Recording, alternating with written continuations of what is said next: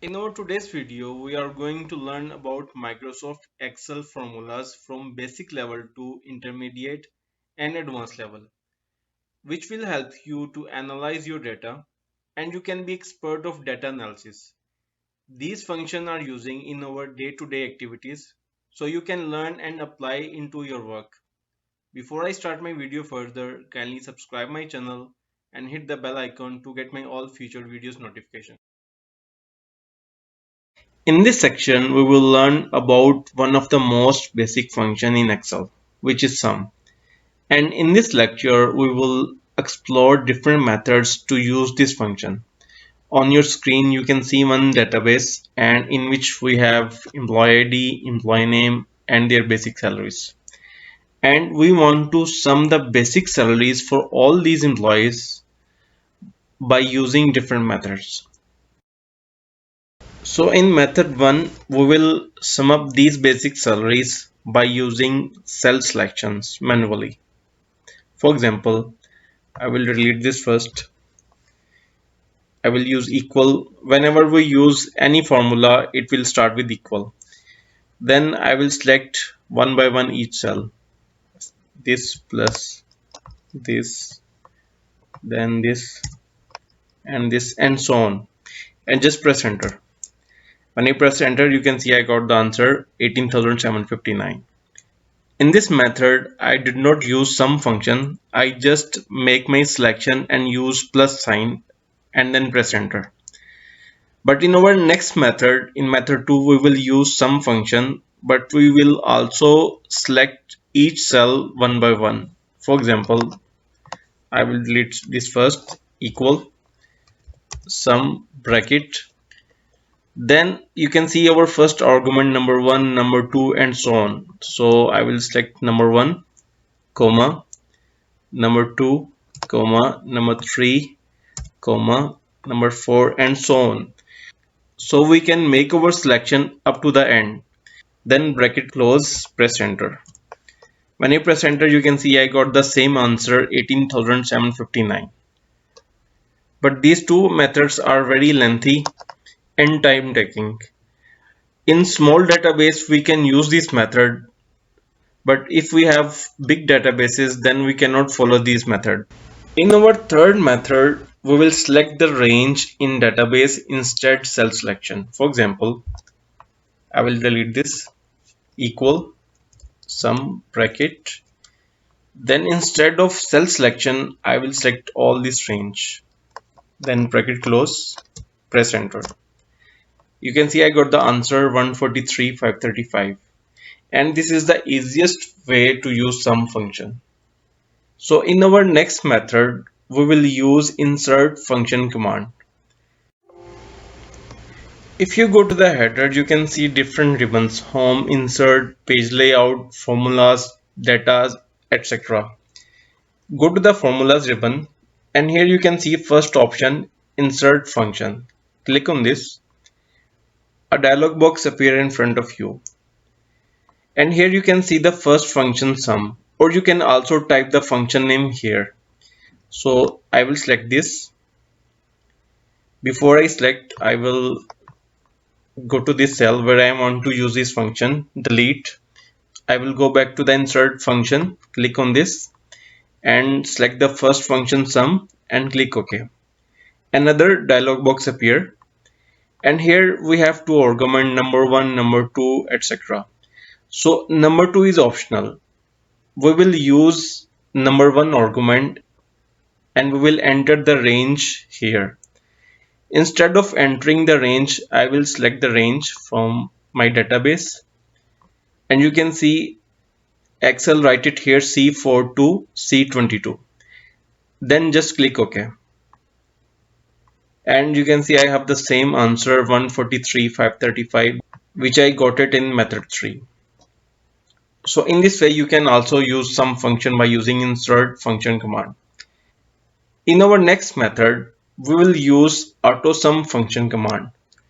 So I will delete this first.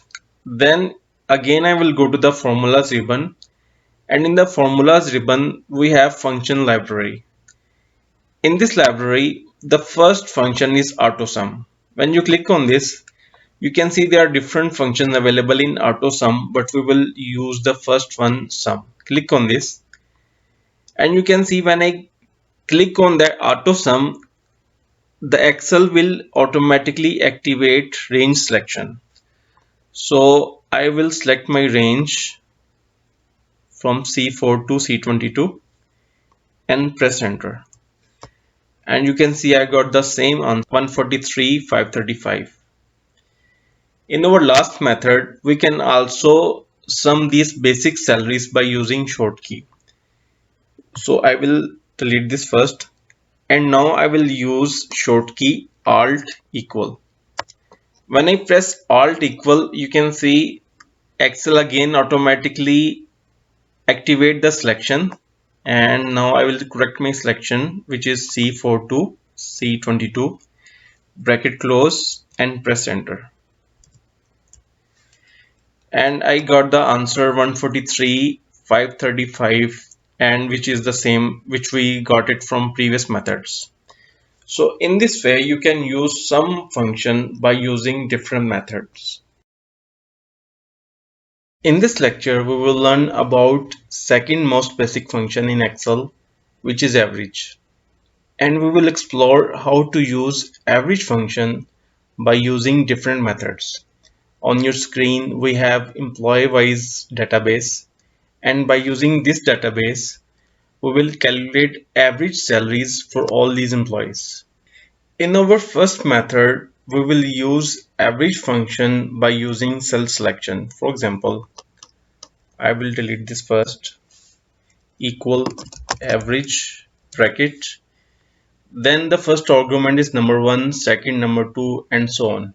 So here I will go to the database and select our first argument number 1, comma, then number 2, then number 3, then number 4, and so on. And I can also select all these number up to this end. Then I will close the bracket and press enter. And you can see I got the answer 4,690. For the counter check, if I select all these 4 numbers, then go to the bottom, and here you can see average 4690. We have the correct answer. As you know, this cell selection method is manual, time taking and time consuming. So if you have big database, then this method is not applicable. So in our next method, we will use average function by using range selection. So I will go here, delete this answer, equal average bracket. Now I will select all this range from C4 to C22, then bracket close, press enter. And you can see I got the answer 7,554. For counter check, if I select all these numbers and go to the bottom, and here you can see I have the same answer.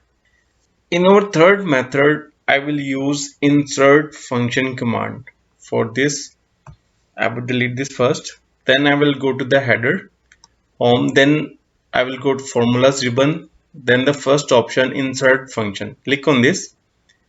A dialog box appear in front of you. Here the first option, search for a function. I will write it here, function name, average, then click go. And you can see I got the all average function here. So I want to use simple average function, so select this function first and click OK. Another dialog box appears in front of you. There are two arguments, number 1 and number 2. Number 2 is optional argument, so I will go to the number 1, and here I will make my selection from C4 to C22. Then click OK. When I click OK, you can see I got the answer 7,554, and I have the same answer which I got it from method 2. So in this way you can also calculate the average. Now in our next method, I will use AutoSum function for average. So I will delete this first. Then I will go to the header again, and in the formulas ribbon, in the function library, the first option is AutoSum.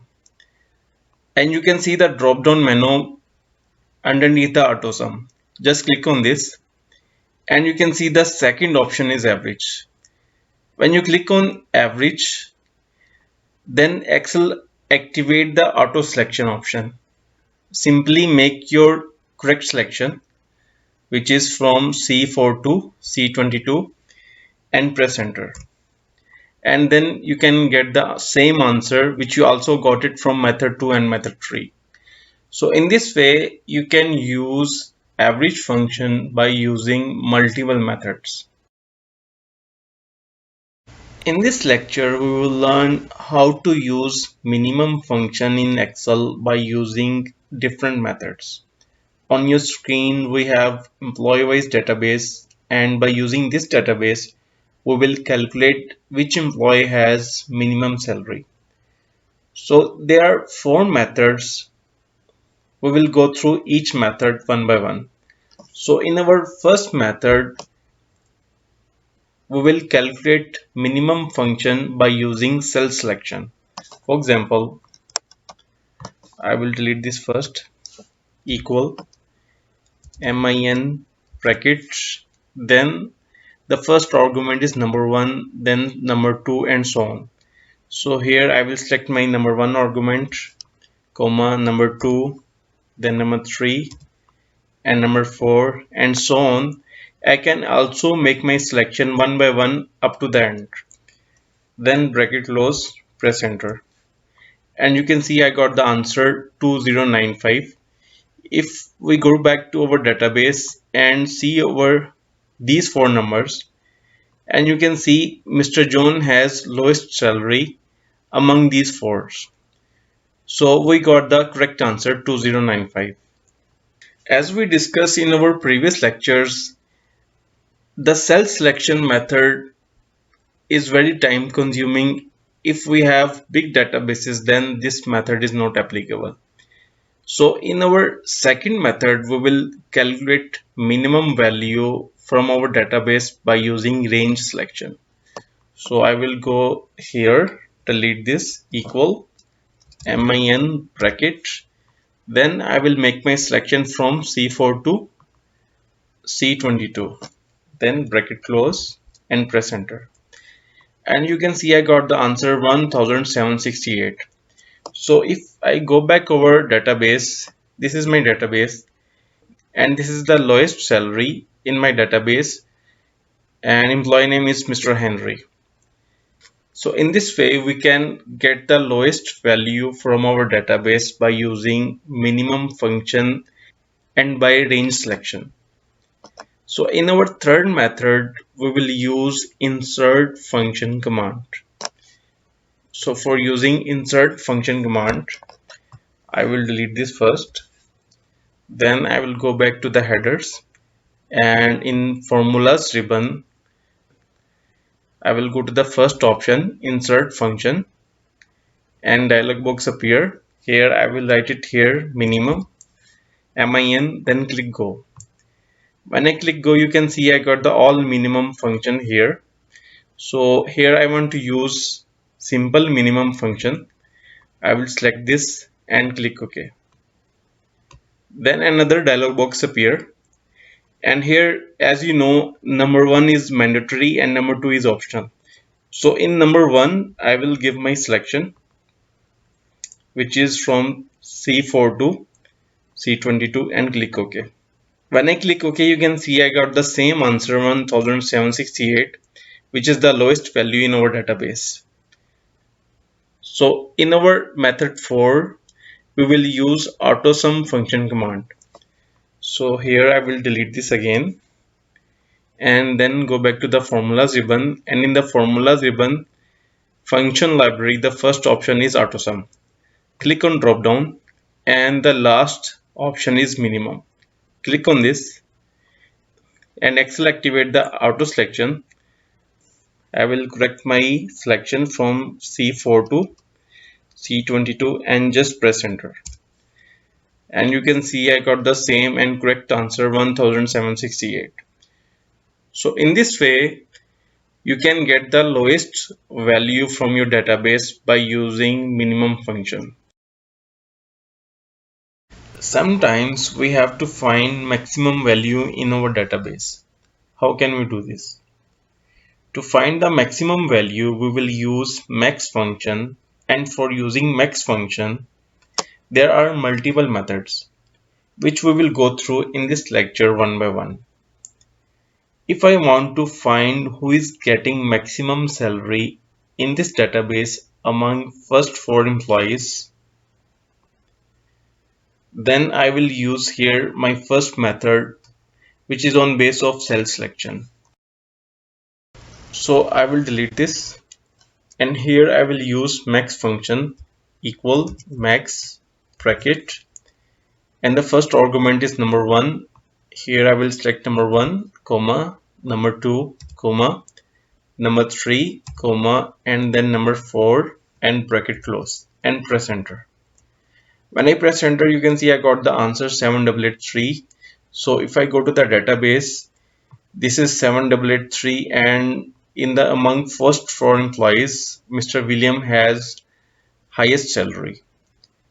So in this way you can get the maximum number from your database by using cell selection criteria.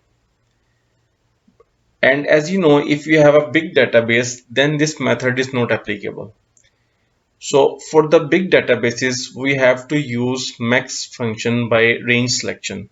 So for range selection, I will go to the second method. I will delete this equal max bracket.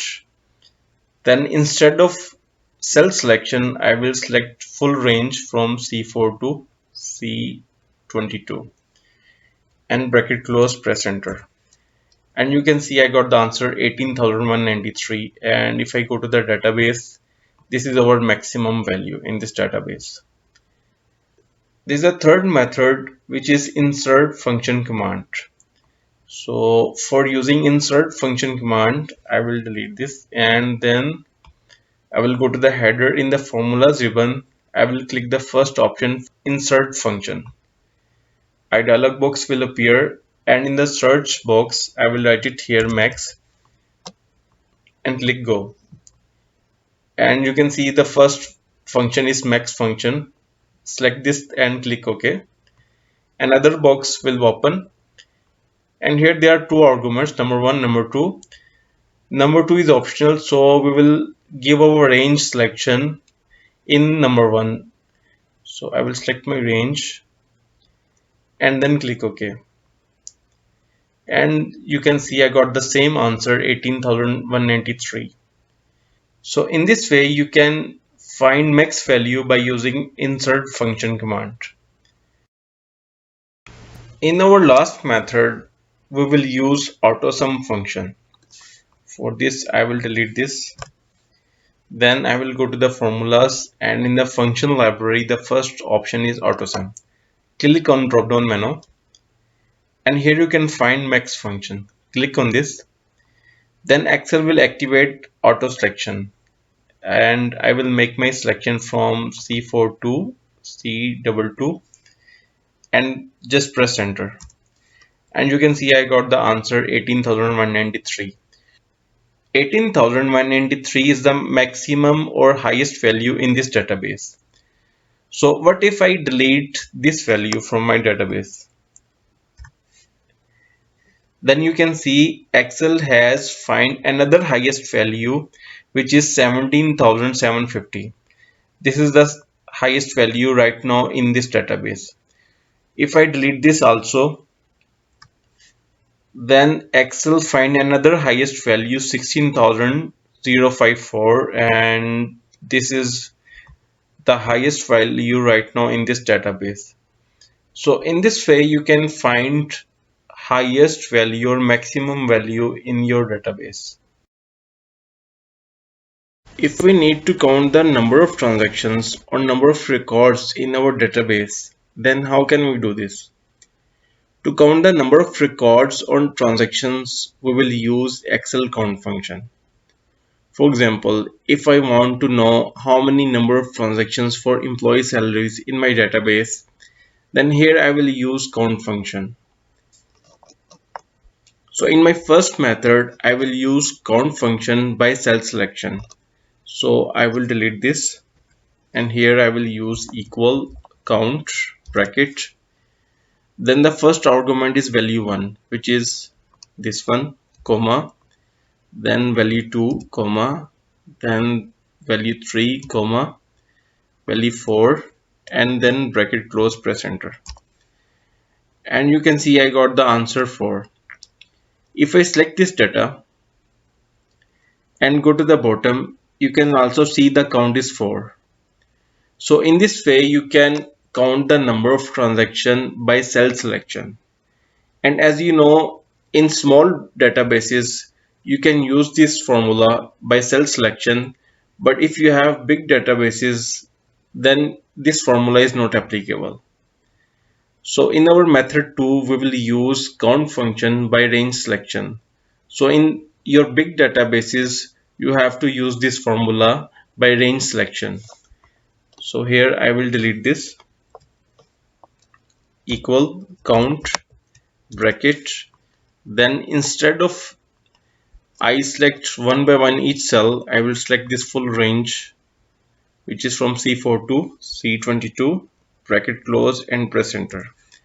And you can see I got the answer 19. So if I select all these cells, then go to the bottom, and here I have the same answer.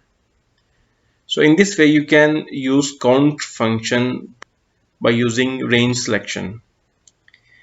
So in our third method, I will use count function by using insert function command. So I will delete this, and for using insert function command I will go to the header in the formula ribbons and click on the first option, insert function. A dialog box will appear, and in the search box I will enter count, then click go, and here I can find all count functions. So right now I'm using simple count function, so I will select first count option and click OK. Then another dialog box will appear, and here in the value 1 argument I will select my range and click OK. And you can see I got the same answer, 19. So in our last method I will use AutoSum function. So here delete, then I will go to the formula ribbons, and in the function library the first option, AutoSum. Click on drop down, and here the third option is count numbers. Click on this, and then Excel activate the auto selection. So select your range and just press enter, and I have the same answer. So it's mean I have 19 number of transactions in this database. What if I delete any transaction, then what happen? For example, I will delete this, and you can see Excel count 18.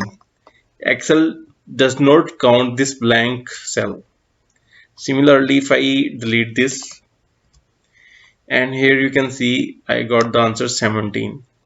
So it's mean whenever you delete any record, Excel will not count that empty record and count the remaining one. So in this way you can calculate or you can count number of transactions or record in your databases. In this lecture we will learn how to count blank cells in our database. To count the blank cells only, we will use Countblank function. For example, in this database we have some blank cells available, so I want to count it. So instead of manually count, I will use Countblank function.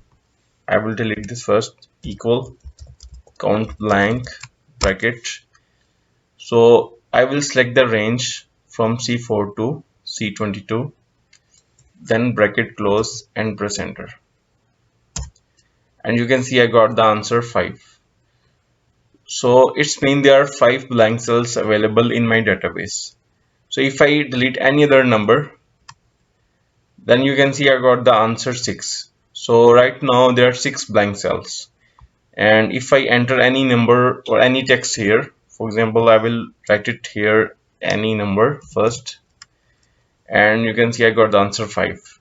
If I enter any text here, for example, I will write it here ink, and you can see Excel show me the 4 blank cells. So it's mean Excel consider blank cells for those in which we do not enter anything. So in this way you can count blank cells from your database. To count the blank cells, we will use another method, which is insert function command. I will delete this. Then I will go to the formulas ribbon and click on the insert function. Then dialog box will appear, and in the search box you can write it here count blank and then click go. And here you can find count blank function and then click OK. And dialog box appear, and here you will select your range, which is from C4 to C22, and then click OK. You can see I got the answer 4, which is the same answer which I got it from method 1. So if I delete these cells, and here you can see I got the answer 8. So it means right now we have 8 blank cells in our database. In this way you can use count blank function to count your blank cells in the database. As you know, if we want to count numbers only, then we will use count function. But if we want to calculate blank cells in my database, then I will use count blank function. But here we have new situation. We have numbers and text in our database, and I want to calculate both. So here, which formula I will use? I will use count a function, for example, equal count a bracket, and I will select the range which is from C4 to C22, bracket close, press enter, and you can see I got the answer 18. If you notice that in our database there are 2 text cells available and 1 blank cell is available, but count a function did not consider this blank cell, so that is why it gives us 18 answer. But in case if we want to calculate or count only text values, for example, I want to count these employee names, so here I will use again count a function, equal count a bracket, then I will give this selection, bracket close, and press enter, and you can see I got the answer 19. But in our C column we have both text values and number values. So in this scenario, if I want to calculate only text values, how can I do this? If we use count function, it will only count number values. And if we use count a function, it will count both text and number values. But I want to calculate only text values in column C. Here I will use count a function and count function together. For example, equal count a bracket, and I will select my range C4 to C22, bracket close, press enter, and I got the answer 18 because count a function count both text and numbers. So next to the count function I will use minus, and I will use simple count function, bracket, I will make my same selection, bracket close, and press enter, and you can see I got the answer 2. So if we go to the database, and here you can see we have only 2 text values, A and C. So if we enter here D, and you can see I got the answer 3. Similarly, if I enter here E, and I got the answer 4. How this formula is working? If I double click this formula, and you can see we have used count a function first, so Excel will calculate both text and numbers. Then I have used simple count function to calculate number values only, which will be minus from count a function values, and we get only text values here. So in this way you can use count a and count function together. In this lecture we will learn about how to change text case in Excel. For example, in this database I have employee names and all employee names in capital letter, which is also called uppercase. But if I want to write it all employee names in small letter, or want to write employee name in proper letters, mean the first letter in capital and the remaining letters in small, then how can I do this? For this I will use text case functions. There are three text case functions: lowercase, proper case and uppercase. So firstly I will change all these employees in the small letters with the help of lowercase. So here I will use lowercase function equal lower bracket. There's only one argument text. So here I will select my text and bracket close and press enter. When I press enter, you can see my all capital letters converted in small letters. So in this way you can convert your capital letters in the small letters. Then I will drag this formula up to the bottom, and you can see my all employee names which were in capital letter converted in small letters. Then our next scenario, I want to change my employee names which are in capital letter into proper case. It means the first letter is supposed to be capital and the remaining letters are small. So here I will use proper case function equal proper bracket. There is also one argument text. So here I will select my text, bracket close and press enter. And you can see the first letter of employee name is capital and the remaining are in small letters. So I will drag this formula up to the bottom, and my all employee names now in proper case. My third scenario is uppercase. If I have my data in lowercase or proper case and I want to convert in uppercase, mean in the capital letters, then I will use uppercase function. For example, firstly I want to convert all these small letters into the capital. Then here I will use upper function equal upper bracket.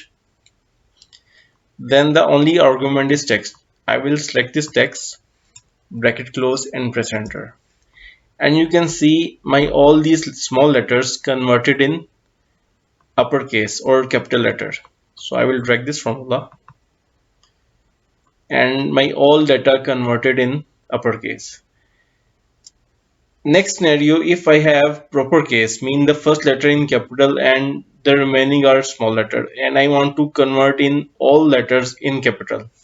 So I will delete this first, and here I will use again upper function bracket, and right now I will select this text, bracket close and press enter. And you can see my proper case letters converted in uppercase. So I will drag this formula up to the bottom, and my all employee names converted in uppercase. So in this way you can convert your data text in lowercase, proper case or uppercase, whichever is your requirement. In this lecture we will learn how can we split data from the cells in different ways by using Excel left, right and mid functions. For example, I have employee IDs in this database, and firstly I want to split the first two digits on the left side, 18. So here I will use left function because these two digits or these two numbers on the left side. So here I will use left function, which is equal left bracket. The first argument is text, and I will select this cell, comma. The next argument is number character. As I know there are two numbers or two digits, I want to subtract it from this employee ID. So I will enter 2 and bracket close, press enter. And you can see I got the 18 from this employee ID. If I drag this formula up to the bottom, you can see I easily subtract or get the 18 number from the employee IDs. So what if I want to take it 180 from the employee ID? Mean the left side 3 digits I want to get it. Then what I will do, I will double click this formula, and here in the number character I will enter 3 instead of 2 and press enter.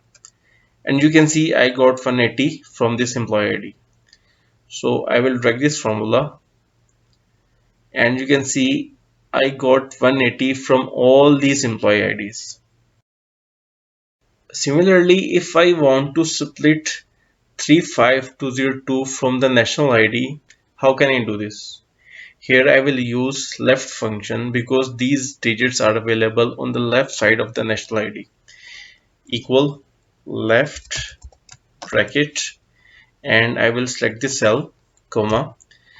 In number character, how many number character I should enter? So as you know, these are 5 number characters, 1 2 3 4 5. So I will enter 5, bracket close, and press enter. And you can see I easily split 35202 from the national ID. But if I want to split only 3520, then I will write it here 4 instead of 5 because I want to split 4 digits only, and press enter. You can see I got 35202. But right now I want to split 35202, so I will enter 5 again and press enter. Then I will drag this formula up to the bottom, and you can see I easily split 35202 from the national ID. So my next requirement is I want to split this series 111, 112, 113 up to the last 1 to 9. So how can I do this? This series, as you know, on the right side of the national ID. So here I will use right function, which is equal right bracket. I will select this cell again, comma, and in the number character argument, how many number character I should enter? As you know, these are all 3 digits. So here I will enter 3, bracket close, and press enter. And you can see I got the answer 111. So I will drag this formula up to the bottom, and I easily split these series from the national ID. Sometimes we need to take digits or text from mid of the data. So how can we do this? In this scenario, we will use mid function. For example, I have this national ID and I want to take only 2-11, 2-11, and up to the bottom 2-12. So here I will use mid function, equal mid bracket. The first argument is text, so I will select the cell, comma. Next argument is start number, so I must know the starting position of my required data. So in this scenario I want it 2-11, and to count the position I will start it from 1 2 3 4 and 5. So fifth position is my starting number. So here in start number I will enter 5, comma. Then the next argument is number character. So how many number character I want it from starting position? I want it 2-11. So my number characters will be 1, 2, 3, and 4. So I will write it here 4, bracket close, and press enter. And you can see I easily split 2-11 from the mid of this cell. So I will drag this up to the bottom, and you can see I easily split all these 2-11 and 2-12 from the national IDs. So in this way you can use left function, right function and mid function. Sometimes we need to join different text or number together which are existing in different cells. For this we can use concatenate or concat function. Concat function is basically upgrade version of concatenate and it is only available in Office 365 and Office 2019 web version right now. So right now I have this database, and in this database I have employee ID, national ID, employee name and basic salary. So my first scenario is that I want to combine this national ID and employee name in one cell. How can I do this? Here I will use concatenate function. For example, equal concatenate bracket. Then the first argument is text one. So here I will select national ID, comma, then select the employee name and bracket close, press enter.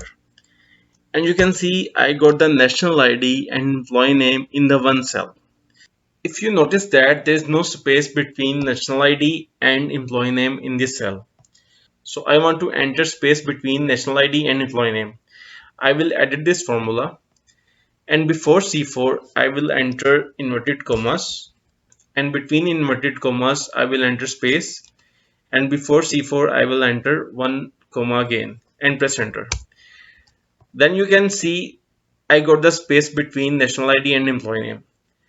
But still I want to enter more information. I must know that this is national ID and this is employee name. For this, what I will do, before I will give the reference national ID. I will select this cell and comma. I will fix this B3 reference because I want to copy this formula up to the bottom. Then before C4 I will give the reference of employee name C3, comma, and I will also fix this reference C3 with the help of F4 and then press enter. Now you can see I got national ID written with national ID number and employee name written with employee name. But there is no space between national ID and this number, as well no space between employee name and these characters. So I want to enter at least one space between these datas. So I will double click this formula again, and before B4 I will enter inverted commas. Between inverted commas I will enter space. Before B4 I will enter comma. Then similarly before C4 I will enter again inverted commas, and between inverted commas I will enter space, then 1 comma, press enter.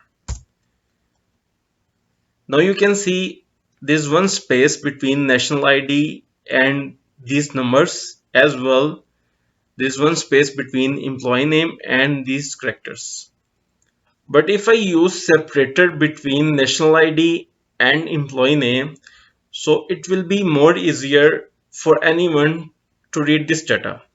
So I will edit this formula again, and before C3 and after B4 I will use separator with the help of inverted commas, and between the inverted commas I will use separator, then comma, press enter. Now you can see I have national ID, separator, employee name. So this information is much better and easy to read. So I will drag this formula up to the bottom. In this way you can combine national ID and employee name in one cell. I have another scenario right now, and I want to combine employee name and their basic salary in one cell. So for this I will delete this one, and here I will use concatenate function bracket. Then I will select employee name and fix this reference, comma, then select the employee name comma. Then I will select basic salary and fix the reference, comma. Then I will select the basic salary, bracket close and press enter. And you can see I got employee name and their basic salary in one cell. But there is no space and there is no separator. So right now I will enter space between these cells and I will also use separator. So before C4 I will use inverted commas and enter space, then comma. As well, before D4 I will also use inverted commas, and between inverted commas I will enter space, then comma, and press enter. So as you can see, now there is space between employee names and the basic salary and their numbers. But I want to also put separator between employee name and basic salary. I will edit the formula again, and before D3 I will use separator. I will use again inverted commas, and here I will use separator, then comma, and press enter. Now you can see I have employee name William, separator, basic salary. For the next employee I will use concat function, which is equal concat bracket, then I will select the employee name and fix the reference, comma. Here I want to use space, so I will use the space between inverted commas. Anything you want to enter space, any character or any symbol, you have to enter between inverted commas. So right now I want to use the space, so between the inverted commas I will use space, then comma, then employee name, comma, and I want to use again space, so here I will again use inverted commas, space, comma. Here I want to use separator. I will use inverted commas again, and then between inverted commas I will use separator, comma. The next argument basic salary, I will use basic salary and fix the reference, comma. Here I want to use space, so I will use inverted commas, and between the inverted commas I will use space, then comma, and then I will select basic salary and bracket close and press enter. And you can see I got the employee name, separator, basic salary. Then I will drag this formula up to the bottom, and you can see I got employee name and basic salary in one cell. So in this way you can use concatenate or concat function to combine different data which are existing in different or multiple cells. In this lecture we will discuss about Excel most popular function Vlookup. Vlookup basically used for to find or look up value into your database. For example, if I have employee ID and I want to search the relevant record like employee name and employee salary in this database for the same employee, then in this case I will use Vlookup function. On your screen you can see one small database, and in this database you have employee ID, employee name and basic salary. And here my requirement is if I enter any employee ID here, I must get it employee name and its basic salary. Here I will use Vlookup function equal Vlookup bracket. The first argument is lookup value. It's mean my employee ID, comma. Second argument is table array. This is my table array from A4 to C22, comma. The third argument is column index number. It's mean in which column I want to find my data.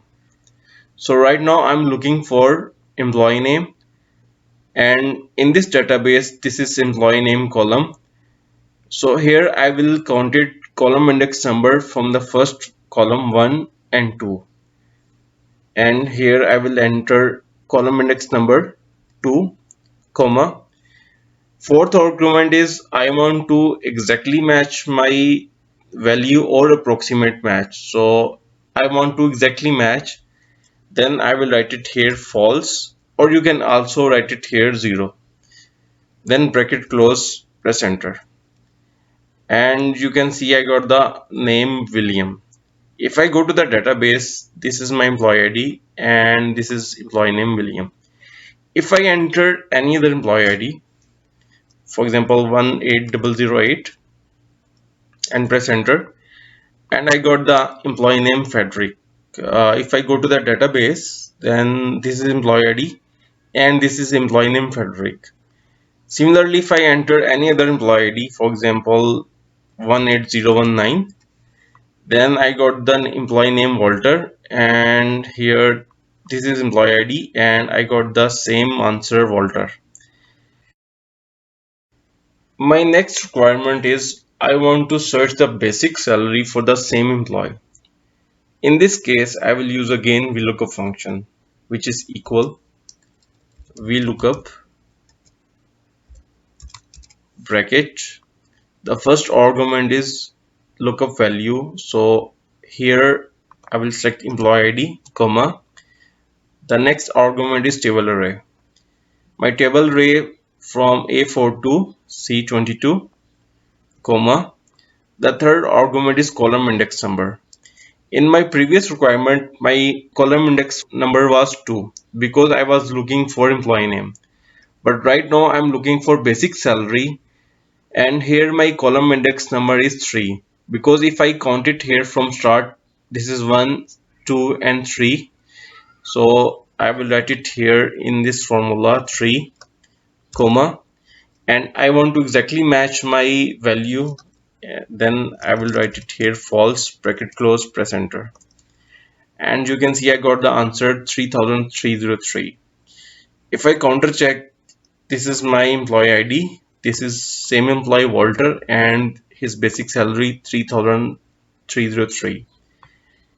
If I enter here different employee ID, for example 18010, enter, then I got the employee name Ernest and basic salary 18,193. If I go to the database, and here you can see this is employee ID and we have the same employee number Ernest and we have the same basic salary 18,193. Similarly, if I enter different employee ID, for example 18005, and press enter, and I got the employee name Arthur and his basic salary 16,054. And in my database, this is the employee ID and same employee Arthur and his basic salary same 16,054. So in this way you can use Vlookup function to find lookup values or find your record in your database. In our previous lecture, we had learned about Vlookup exact match, where we can find our exact value on basis of lookup value.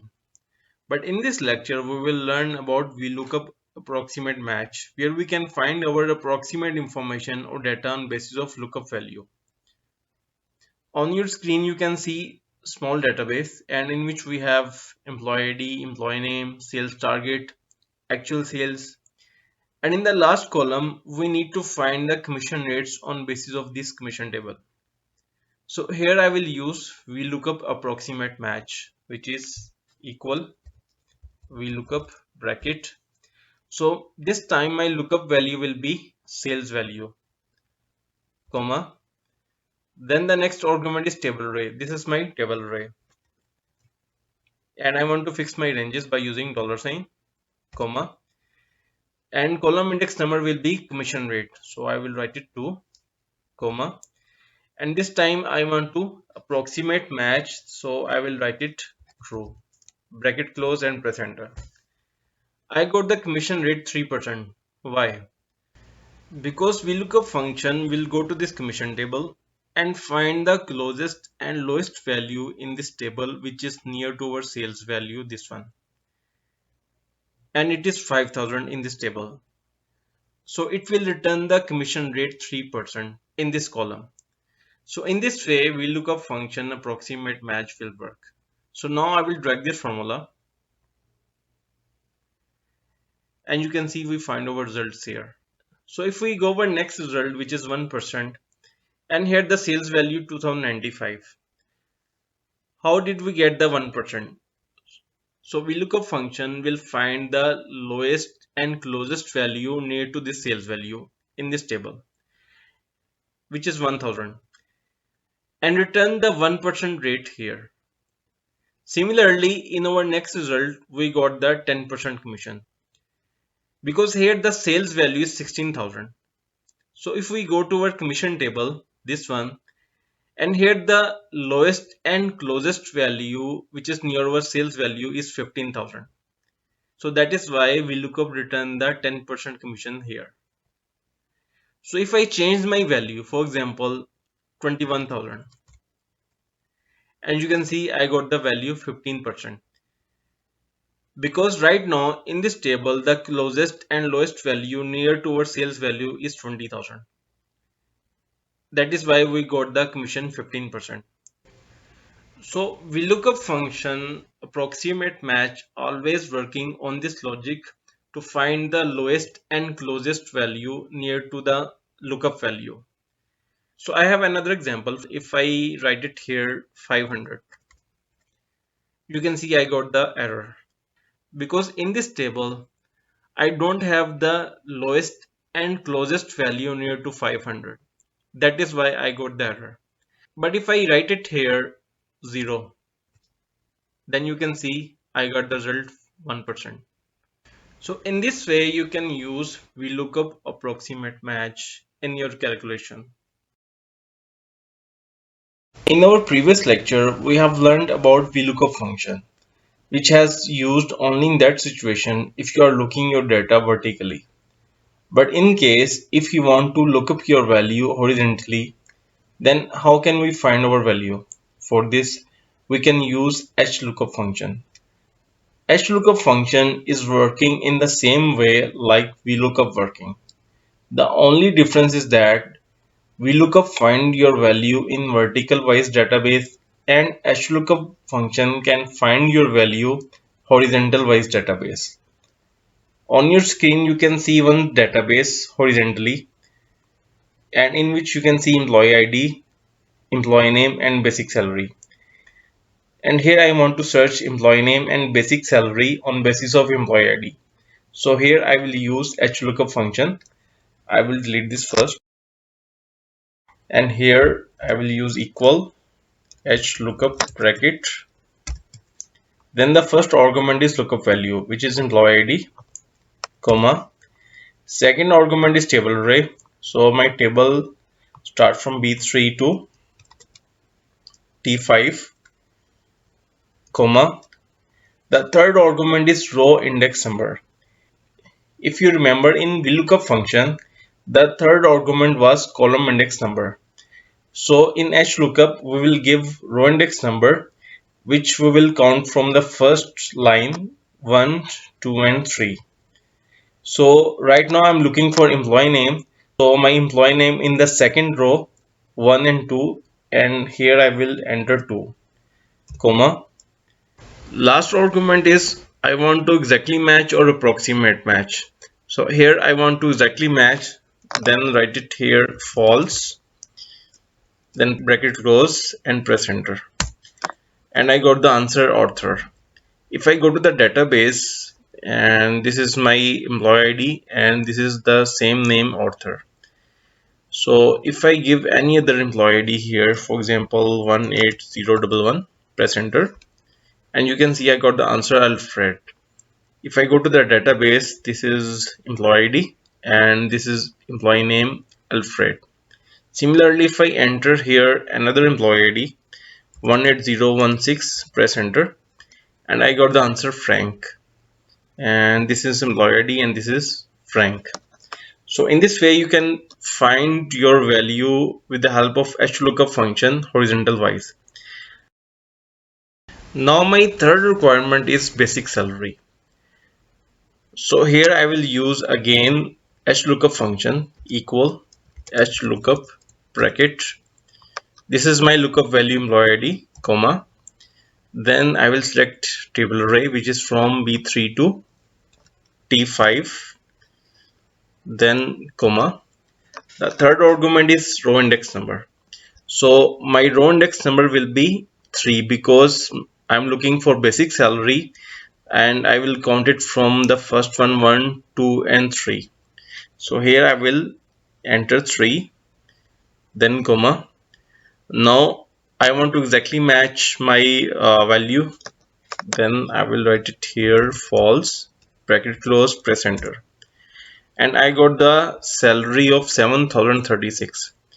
If I go to the database, this is employee ID and this is basic salary 7036. If I enter different ID 18019, press enter, and you can see I got the answer employee name Walter and basic salary 3303. This is employee ID and employee name is Walter and employee salary is 3303. How this formula is working? If I double click this formula, and you can see the first argument is lookup value. So Hlookup function look up the value in this database, whatever we will give in lookup value. So we give the employee ID in lookup value, which is 18019, and Hlookup find the same employee ID here in this database, and this is our employee ID. Then Hlookup will jump on row index number, which we give in the formula 3. So Hlookup count the row index number from start 1, 2 and 3 and return the same value which has in row number 3 in this cell. So in case if I enter row index number 2, what will happen? Press enter. You can see I got the answer Walter. Because right now we are telling to Excel find the same lookup value in this database in row index number 2, which is Walter. So in case if I enter row index number 1, what will happen? Press enter, and you can see I got the same employee ID here. Because I am telling Excel to find the same lookup value in this database in row index number 1. This is my row index number 1. Now I will enter here row index number 3 because I want to search basic salary. I will write it here 3 and press enter, and you can see I got the basic salary again 3303. So in this way you can use Hlookup function in your database to find your lookup value horizontal wise. In this lecture we will learn about match function. Match function basically used for to search the specific item in our database and return the position in the range. For example, if I enter an employee ID here, then match function return me its position in this data. So here I will use match function equal match brackets, and the first argument is lookup value. I'm looking for employee ID, so I select employee ID comma, and this is my lookup array because employee ID exists in this column, so I will select this array comma, and I want to exactly match, then I will write it here 0 bracket close and press enter, and you can see I got the position 19. If I go to the database, this is my employee ID and it's on 19th position. Similarly, if I enter here any other employee ID, for example 18003, press enter, and I got the position 3. If I go to the database, this is our employee ID and I count it from 1, 2 and 3.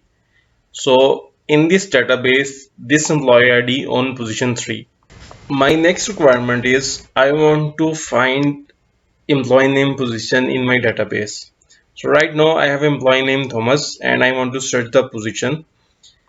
So here I will use match function equal match bracket, and the first argument is lookup value. This is my lookup value comma, and right now my lookup array is this employee column. So I will select this array from B4 to B22 comma, and I want to exactly match, So I will write it here 0, bracket close and press enter. And I got the position 4. If I go to the database, and this is my employee name, and if I count from start 1, 2, 3 and 4.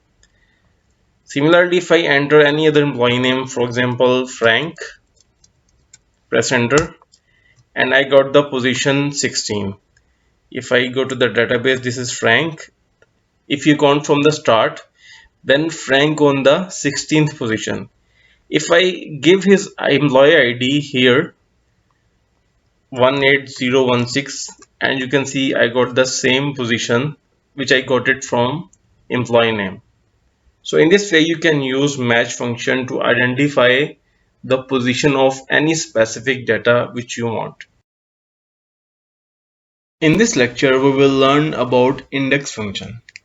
This function basically used to get the value from database on basis of given row and column number. For example, if I want to search employee ID from this database, then I will select my data and give the column and row number in the formula. Then I can get my employee ID here. Let's take a look. Here I will use index function equal index bracket. The first argument is array, and I will select my full array, which is from A4 to C22, comma. The next argument is row number.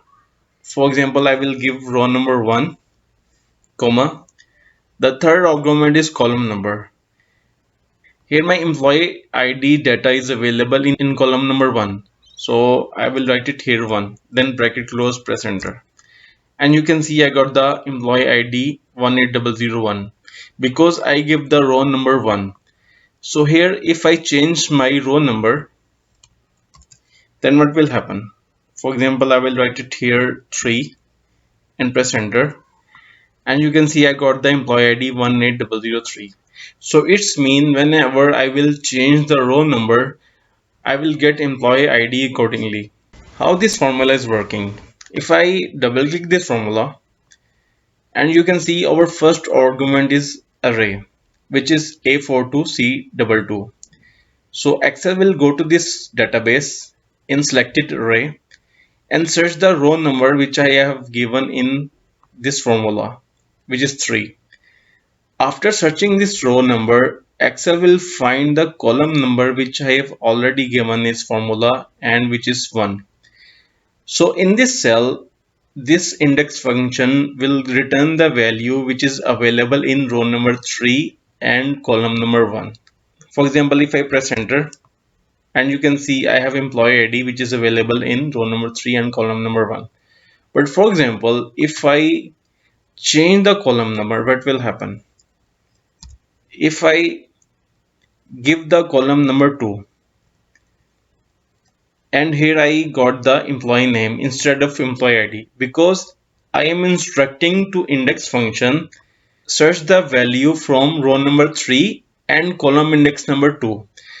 So Excel will go to this database and find the row number 3 first, then it will move to column number 2 and find the value here. So in this way, Excel index formula is working. So right now I am looking for employee ID. I will change the column index number 1 and press enter, and I got my employee ID back. In our second requirement, I want to search employee name on basis of whatever I entered position here. For example, if I enter position 5, then Excel give me employee number on this position. If I enter position number 7, then Excel give me the employee number which is on position 7. So here I will use index function equal index bracket. I will select the array, comma. Then in the row number argument, instead of I enter row number, I will select this cell, then comma. And then the third argument is column number. Our employee names exist in this database in column 2. So here I will enter 2, bracket close and press enter. And you can see I got the employee name Charles, which is on position 7.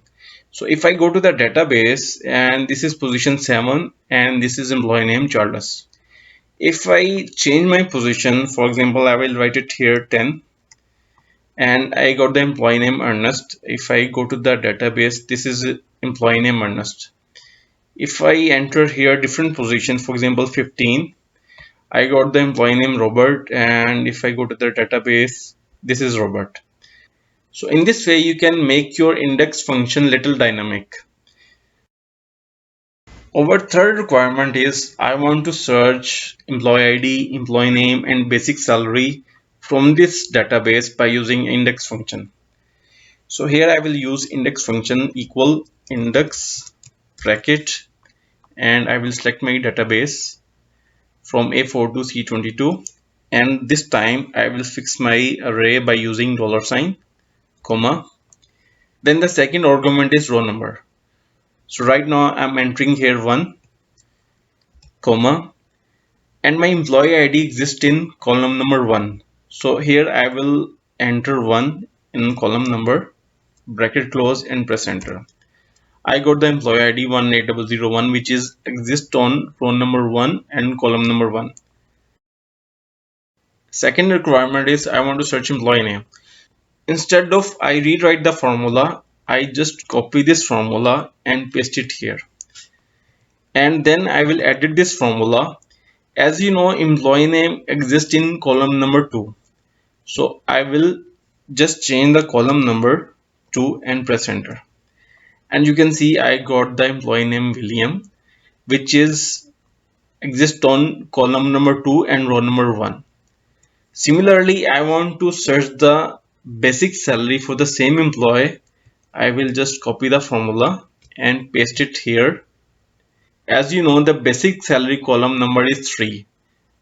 So I change the column number 3 and press enter. And I got the salary 7883. If I go to the database, you can see I have the same salary here.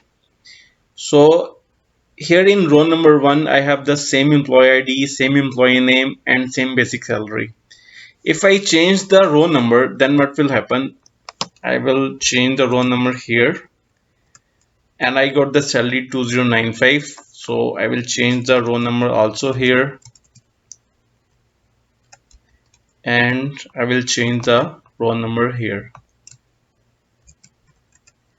And I have the employee ID 18002 and employee name John and his basic salary 2095. Similarly, if I change the row number 16, press enter, and I got the employee ID. Similarly, I will change the row number here and also here, press enter. I have the salary now 7036, employee name Frank and employee ID 18016, and this is employee ID, this is Frank, and this is basic salary. If you notice that every time I have to change the row number to update my record. So I want to make my formula dynamic. How can I do this? I will copy this position and paste it here and double click this formula, and in row number I will use this cell reference, and then I will fix this cell by using $sign and press enter. And then you can see I got the employee ID 18015. Then I will copy this formula here and change the column index number 2. Similarly, I will again copy this formula here and change the column index number 3 and press enter. So right now I have employee ID as per position 15, employee name as per position 15, and employee salary as per position 15. So if I go to the database, and here this is employee ID and this is employee name and this is basic salary at position 15. So if I change this position here 6 and press enter, you can see all these things, employee ID, employee name and basic salary, change automatically. And if I go to the database, this is employee ID, this is employee name, and this is basic salary. Similarly, if I enter 1, I have updated employee ID, updated employee name, and updated basic salary.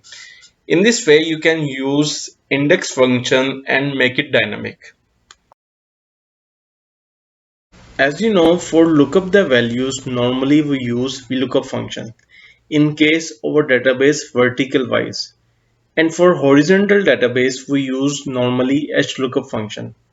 But there is limitation in both functions, which is Vlookup function only work from left to right, and Hlookup function only work from up to down. So how can we find values from right to left or down to up? We can do this with the help of index match function if we use both functions together. For example, on your screen, you can see database. We have employee ID, national ID, employee name, and basic salary. So firstly, I will use simple example. I have employee ID and I want to find employee name. So here I will use index match function together. So here I will use equal index bracket. The first argument is array. So instead of I select all this database, I will select only employee name because I want to find employee name. So here I will select this, comma. Next argument is row number. So instead of enter the row number, here I will use match function. Match bracket. In match function, the first argument is lookup value. So I'm looking employee name on basis of employee ID. So I will select this employee ID and my lookup array is employee ID, which is A4 to A22, comma, and I want to exactly match, so I will write it here 0 bracket close for match function. The third argument of index function is column number. Here I will ignore this column number and I will close another bracket for index and press enter. And you can see I got the employee name Alfred. So here I will enter another employee ID, for example 18002, and I got the employee name John. In our first example, we simply find employee name on basis of employee ID. Now we will see how this formula is working. If I double click this formula, Excel will find this employee ID in this lookup array, which is on this position. Then it will jump on employee name and give us this result John in this cell when we press enter. This kind of result we can also get it by using Vlookup function. But as you know, Vlookup function cannot work from right to left. It only works from left to right. So in our next example, if we enter national ID here, then index match function return us employee ID. So if we go to the database, here you can notice we have national ID on the right side and employee ID on the left side. So in this scenario, Vlookup function cannot be work. So here we will use index match function. For example, if I enter any national ID here 35202-114, and here I will use index match function, index bracket. Now I want to find employee ID, so my array is A4 to A22, comma. My next argument is row number. Here I will use match function, match bracket, and this is my lookup value, comma, and this is my lookup array, comma, and I want to exactly match 0 bracket close for match function, second bracket close for index function, and press enter. And you can see I got the employee ID 18004. Its main index match function can easily work from right to left and left to right. So now we have another example. If I enter national ID, then I must get it employee ID, employee name, and basic salary at the same time. How can we do this? Here we will use index match function. So I will write it any national ID here, for example 35202-115, and here I will use index match function to find employee ID equal index bracket. I want to find employee ID, so I will select this array, comma. Here I will use match function bracket. My lookup value is this one, comma, and this is my lookup array, comma, 0 exactly match bracket close for match function and second bracket close for index function, press enter. And here I got it employee ID. Next one, I want to find employee name, so I will use again index match function, index bracket, and I want to find employee name. So this time my array is employee name, comma. Here I will use match function bracket, my lookup value national ID, comma, and this is my lookup array, comma, 0 bracket close for match function and second bracket close for index function, and press enter. Here I got it employee name. The next one is basic salary. I will use again index match function equal index bracket. This time my array is basic salary, so I will select this, comma, match function bracket, my lookup value is national ID, comma, and this time my lookup array national ID B42 B22, comma, exactly match 0 bracket close for match function and second bracket close for index function, press enter, and I got basic salary. So if I change national ID here 35202-121, and you can see I got employee ID, employee name, and basic salary at the same time. If we go to the database, this is my employee ID, and this is national ID, this is employee name Alfred, and this is basic salary. We have exactly correct information. Similarly, if I enter another national ID 35202-129, press enter, you can see at the same time we have updated information. If we go to this database, this is national ID, and this is employee ID, this is employee name, and this is basic salary. So in this way you can use index match function in your vertical wise database. On your screen you can see another database which is horizontal wise. Normally we use Hlookup function, and you already know Hlookup function only work from up to down. So with the help of index match function, we will find our values from up to down and down to up. We will go over first simple example. We have employee ID and we want to find employee name. So I will delete this and I will enter employee ID here, which is exist in this database 18020, and here I will use index match function equal index bracket. Firstly, I will select the array. I want to find employee name, so this is my array, comma. In the row number argument, I will use match function.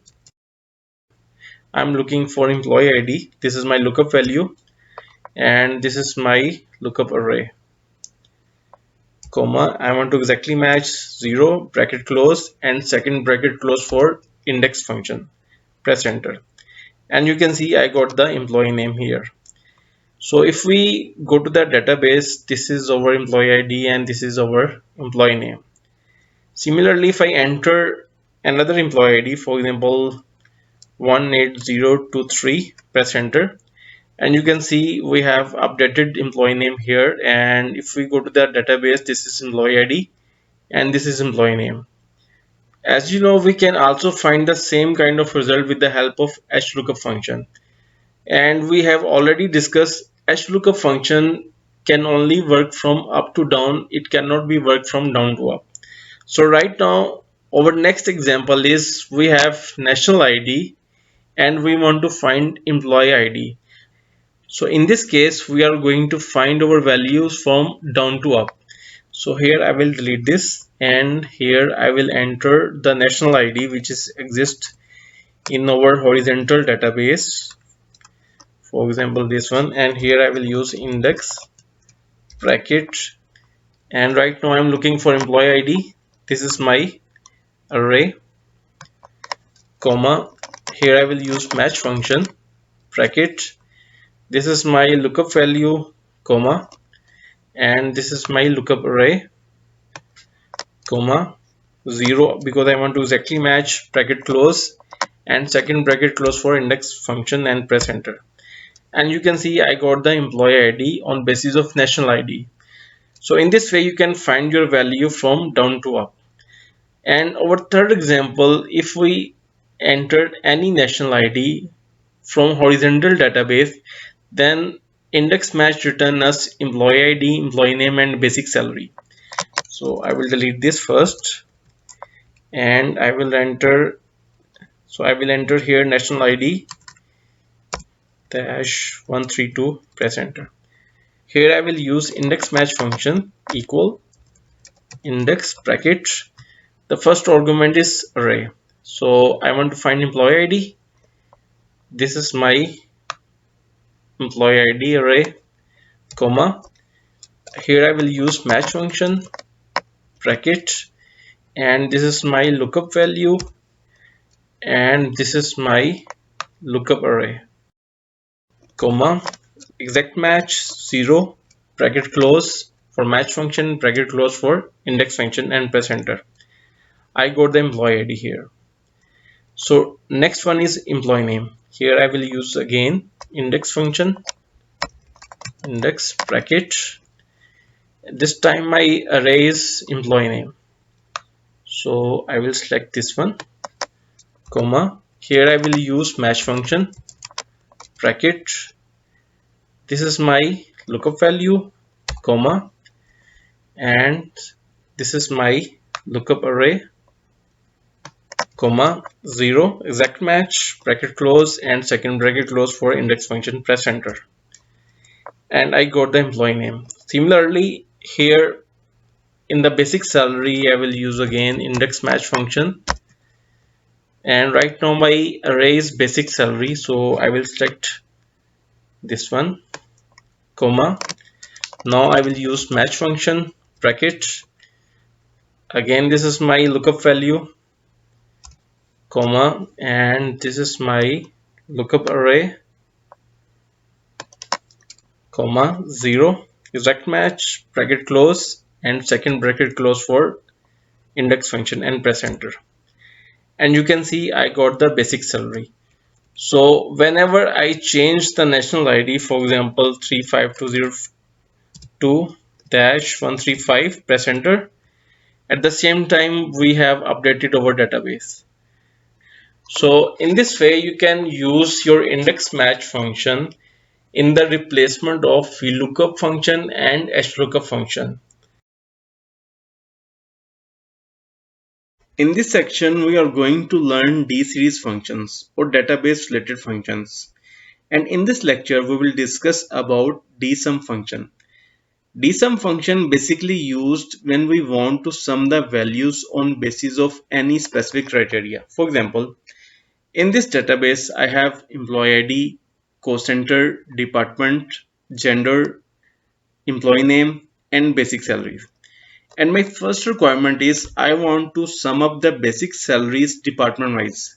Means if I select any department here, then Excel dsum function must calculate their basic salaries here. So dsum function started from equal dsum bracket. The first argument is database. So I will select my database from A3 to F23, comma. The next argument is field. It's mean our output column. So our output column is basic salary. So I can enter here column number. So our column number will be 1, 2, 3, 4, 5, 6. So here I will enter 6, comma. The third argument is criteria. So my criteria right now, I want to sum up the basic salary department wise. So I will select the department and my criteria. Then I will close the bracket and press enter. And you can see I got the answer 18,426. Similarly, if I select any other department, for example marketing, then I got the total 52,339. And similarly, if I select any other department, finance, and I got the basic salary total 53,000. In this formula, I have entered column number in the field criteria. You can also write the column name in the field criteria. For example, if I remove this and here I will write it basic salary between inverted commas and press enter, and you can see I got the same total. Similarly, if I select any other department, for example admin, I got the answer 24,251. There's another way. If you want to make it little dynamic your formula, instead of write the basic salary, you can give the reference of your field criteria. For example, I will remove this and give the reference of basic salary from here and press enter. And you can see I got the same total 24,251. If I select any other department, for example finance, I got the total 53,019. So in this way you can use Dsum function if you have criteria. But in our first scenario, we have one criteria. But in case we have multiple criteria, then we can also use Dsum function here. For example, in our second criteria, I want to sum up the basic salary department wise and gender wise both. Then here I will also use Dsum function, which is equal Dsum bracket. First argument is database. I will select this database, comma. Next argument is field. So I will select the field, comma. The third argument is criteria. So right now my criteria is department and gender both. So I will select the both criterias, bracket close and press enter. And you can see I got the basic salary department wise and gender wise. So if I change the department, for example marketing, I got the basic salary in marketing department of the males employee only. So if I change the gender, for example I select the female, then I got the salary 47,801. So in the marketing department, female salaries are 47,801. And if I also change the department, for example finance, so in the finance department, female gender are getting salary 1,768. And if I change the gender here, for example male, and you can see I got the basic salary total 51,251. So in this way you can use Dsum function and apply multiple criterias. In this lecture we are going to learn about Daverage function. We are using Daverage function because if you have one criteria or multiple criteria, then we can get average amount accordingly. We can also use here Averageif or Averageifs function, but for these functions selection criteria little complicated as compared to D series functions. As you see, we have database, and in this database we have employee ID, cost center, departments, genders, employee name, basic salaries, house rent allowance, traveling allowance, and gross salaries. Our first criteria is I want to calculate the average of gross salaries department wise. So here I will use Daverage function equal Daverage bracket. The first argument is database. So I will select the database from A3 to I23, comma. Now the next argument is field. As you know, we can also enter the column number, but I want to make the formula dynamic. So I will select the field from here, comma. The third argument is criteria. So right now I want to calculate the average departmental wise. So I will select the criteria, bracket close and press enter. And you can see I got the average of gross salaries for finance department. If I want to average the salary of any other department, for example marketing, and you can see I got the gross salary average for marketing department 14,131. But if I want to calculate the average of basic salary, what I will do, I have to change the field. So here I will change the field from gross salary to basic salaries. And you can see I got the basic salaries average for marketing department. Similarly, if I want to average the house rent allowance for marketing department, I will change the field from here, house rent allowance. So in this way, you can calculate the basic salaries or gross salaries average as per departmental wise.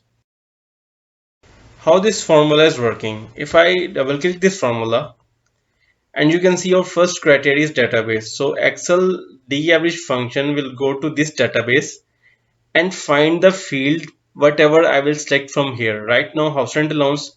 So Excel will find this house rent allowance in this database which is here. The third argument is criteria. Then Excel find this criteria marketing department in department column and get the same amounts from house rent column. For example, this is marketing, then we'll get this amount, then second one marketing here and get this amount. Similarly, all marketing related amounts Excel Daverage function will get it from here, then average those amounts and show me in this cell when I press enter. So in this way Daverage function is working. Our next scenario is I want to calculate the average center wise whatever the field I select from here. So for example, right now I have gross salaries, so I will calculate the gross salaries average as per center wise. So here I will use Daverage function equal Daverage bracket. First argument is database. I will select the database from A3 to I23, comma. Next one field. So I will select the field, comma. The next one is criteria. I will select the criteria, bracket close and press enter. And you can see I got the average 13,128 for this center 7601. If I change the center, for example 7515, then I got the gross salaries average for this center 10,381. So if I change the field from gross salary to house rent allowance, then house rent allowance average for this center is 1,922. Similarly, if I change to traveling, then I have the 769 average for this center. So in this way you can calculate center wise average by using the Daverage function. Now our next scenario is I want to calculate the average of gross salaries or whatever the field I select from here by departmental wise and by gender wise. So here we have two criterias, and here I will use again Daverage function which is equal Daverage bracket, and I will select the database again from A3 to I23, comma. Then I will select the field, comma. Then I will select the both criteria at the same time, bracket close and press enter. And here I got the average 17,297.21 by department finance and by gender male wise. So if I change the gender from here male to female, and you can see I got the average 2386.80. And if I change the department from finance to production, and I got the gross salaries average by female gender 6005.48. So if I change the gross salaries to basic salaries, then I got the different average. So in this way you can use Daverage function for one criteria or multiple criteria as per your requirement. In this lecture we are going to learn about Dget function, which is also lookup function, and also cover the two problems of Vlookup, which is in Vlookup we cannot search value from right to left and also cannot search multiple criteria. But with the help of Dget function, we can search the values from right to left and left to right and with multiple criteria at the same time. For example, on your screen you can see this database. In this database we have employee ID, co-center, department, gender, employee name, basic salaries, etc. My first scenario is I'm looking for gross salaries on basis of employee ID. Whatever I will select the employee ID from this list, I must get the gross salaries here. So here I will use dget function equal dget bracket. The first argument is database. I will select my database from A3 to I23, comma. The second argument is fields. It's mean our output column. Here there are three options. We can enter the column number of the gross salaries. We can write the field name, and third option is we can give the cell reference of gross salaries. So firstly, I will enter the column number, which I will count it from start 1, 2, 3, 4, 5, 6, 7, 8 and 9. So here in the field argument, I will write the 9, comma. Then the third argument is criteria. My criteria is employee ID and employee ID number, bracket close and press enter. And you can see I got the answer 9499. If I go to the database and here this is my employee ID and this is my gross salaries, which is the same. If I added this formula and here in the field argument I will write the field name. So here my field name is gross salaries. I will insert inverted commas and write the field name gross salaries. Be careful about the spelling mistake to avoid any error, and then press enter. And you can see I got the same answer 9499. So the third option now, if I give the cell reference, so I will remove this and give the cell reference of gross salaries and press enter. And you can see I got the same answer. The next scenario is I am looking for department name on basis of employee name. So whatever I will select the employee name from this list, I must get the department from this database. So if you notice that employee name here in the E column and department name on the left side of the employee name. So it's mean here we are looking the value from right to left. So in this case, Vlookup formula will not work. And here we will use Dget function equal Dget bracket. The first argument is database. I will select the database from A3 to I23, comma. Second one is field. I will select the field, comma. Third argument is criteria. I will select the criteria, bracket close and press enter. And I got the answer production. If I see this employee name in the database and here this is the employee name and you can see this is the department production. If I change the employee name from here Susan and I got the department marketing, if I go to the database and here this is Susan and this is marketing department. So in this way you can find your value from right to left by using dget function. In my next scenario, I have two criterias. I'm looking for gross salaries on basis of employee ID and employee name at the same time. So here I will use dget function equal dget bracket. First criteria is database. I will select the criteria 832 I23, comma. Second argument is field. So I'm looking for gross salary. I will select this field, comma. Third argument is criteria. So here I will select the both criterias, bracket close and press enter.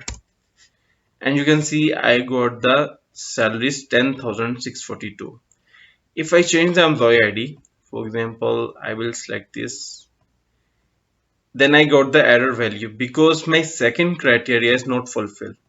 So here I will change the employee name as per this employee ID and I got the gross salaries correctly. If I go to the database and find this employee ID, this is employee ID, and this is employee name, and this is gross salary for the same employee. So in this way, you can look up the values on basis of multiple criteria. Now my third scenario is I'm looking for cost center, department, gender, employee name, and gross salary at the same time on basis of employee ID. Whatever I will select the employee ID here, I must get all these information at the same time. So here I will use again dget function, which is equal dget bracket. The first argument is database. I will select the database from A3 to I23. And here I will log this criteria because I want to copy this formula in the other cells also. I will use $sign, comma. So next argument is field. I will select the field. I will not fix this because it will be automatically update when I copy this formula, comma. The third argument is criteria. I will select the criteria and also fix the criteria by using $sign, bracket close and press enter. And I got the cost center 7901. So now I will drag this formula in other cells.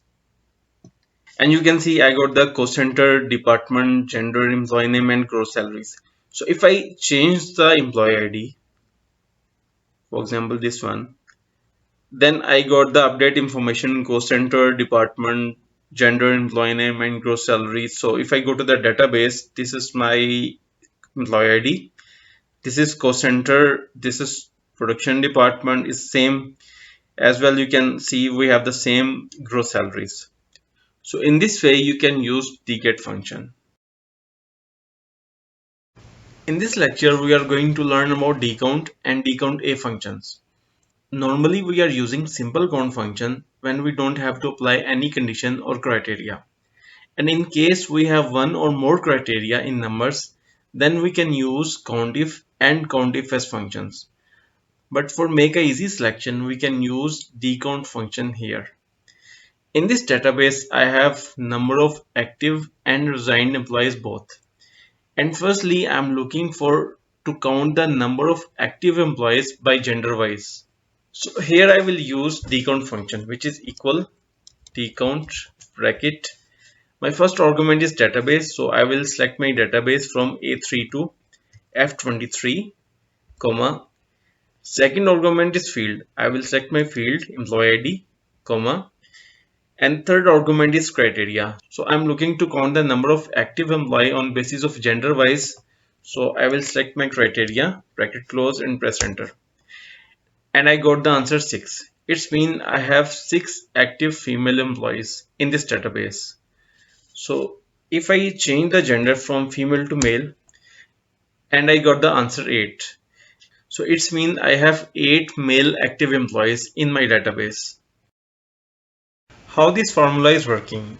If I double click this formula, then the first argument is database. So Excel dcount function will go to this database and find the field, which is employee ID column. And in this column, you can see we have data in shape of numbers and text.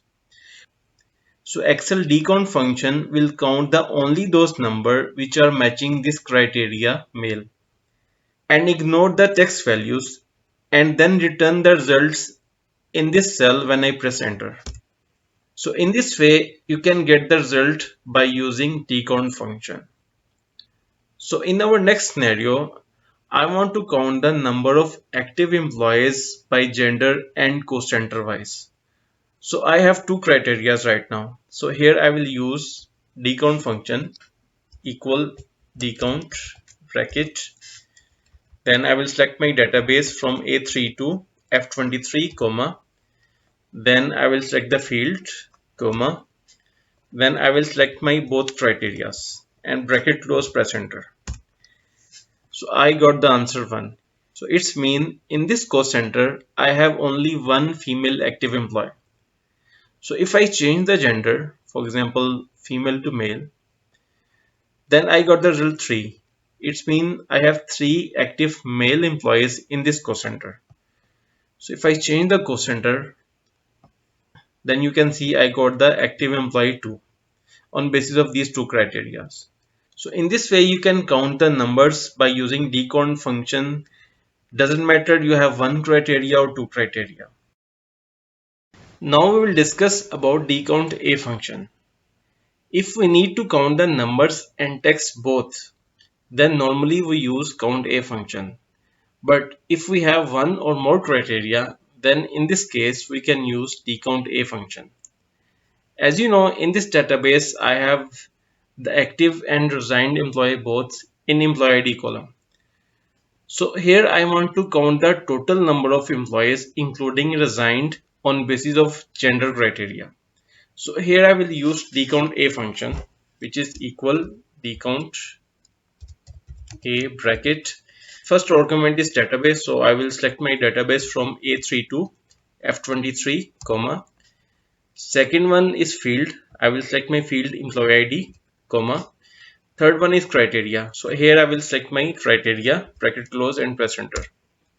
So I got the total number of female employees 9. So if I change the gender, for example female to male, then I got the total number of male employee including resigned 11. Now in my next scenario is I want to count the total number of employees including resigned by gender and cost center wise. So here I will use dcount a function, which is equal dcount a bracket.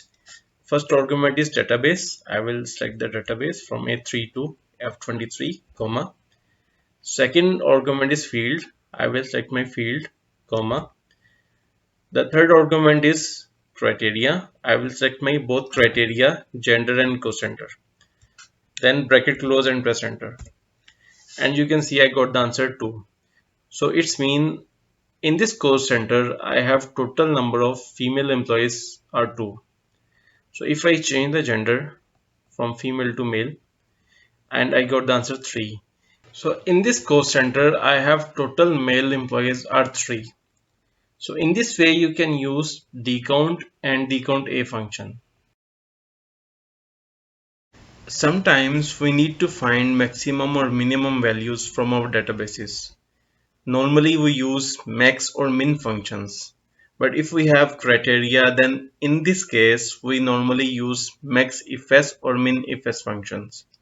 But for make our selection criteria more easy, we can use Dmax and Dmin function. For example, in my first scenario, I'm looking for maximum value of basic salary in this cost center, or whatever I will select the cost center from this list.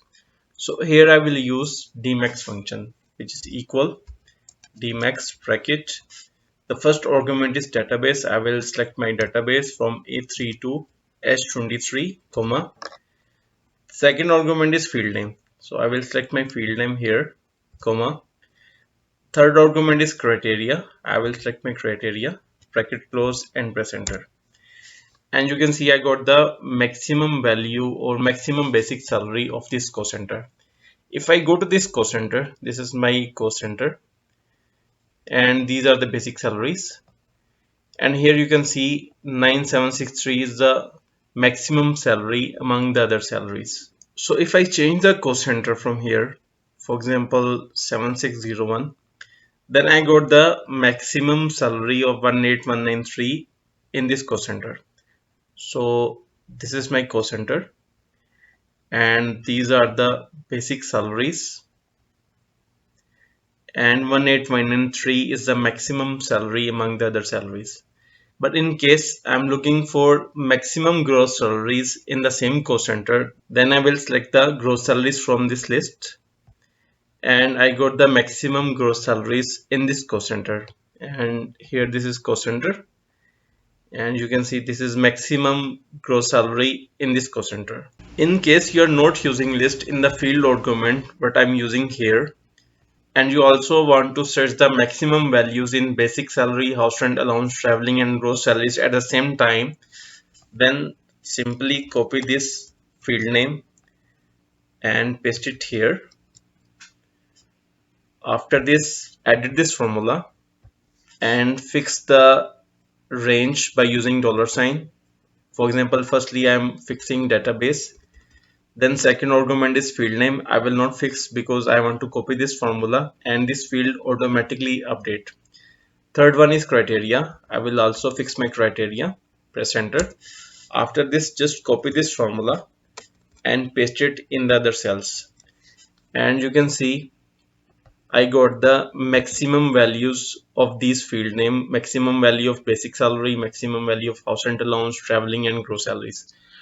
So if I go to this cost center, for example, this is my cost center, and here basic salary is the maximum value 18,193, and this is the maximum value. Second one, the house rent allowance 4548, this is the maximum value. Third one is traveling, and this is traveling maximum value, and the last one is gross salary 24,561, and this is the maximum value. So if I change the cost center 7901, and I got the updated maximum values on basis of this criteria. In our first scenario, we have only one criteria, and in our second scenario, I have two criterias, and I'm looking for maximum values in basic salaries on basis of these both criterias, cost center and gender. So here I will use Dmax function equal Dmax bracket. Then I will select my database from A3 to H23, comma. Then I will select my field, comma. And right now I will select both criterias, bracket close and press enter. And I got the answer 9763. If I go to this database, this is my first criteria, cost center, and this is my second criteria, and these are the both values, and among these both values I have the maximum value 9763.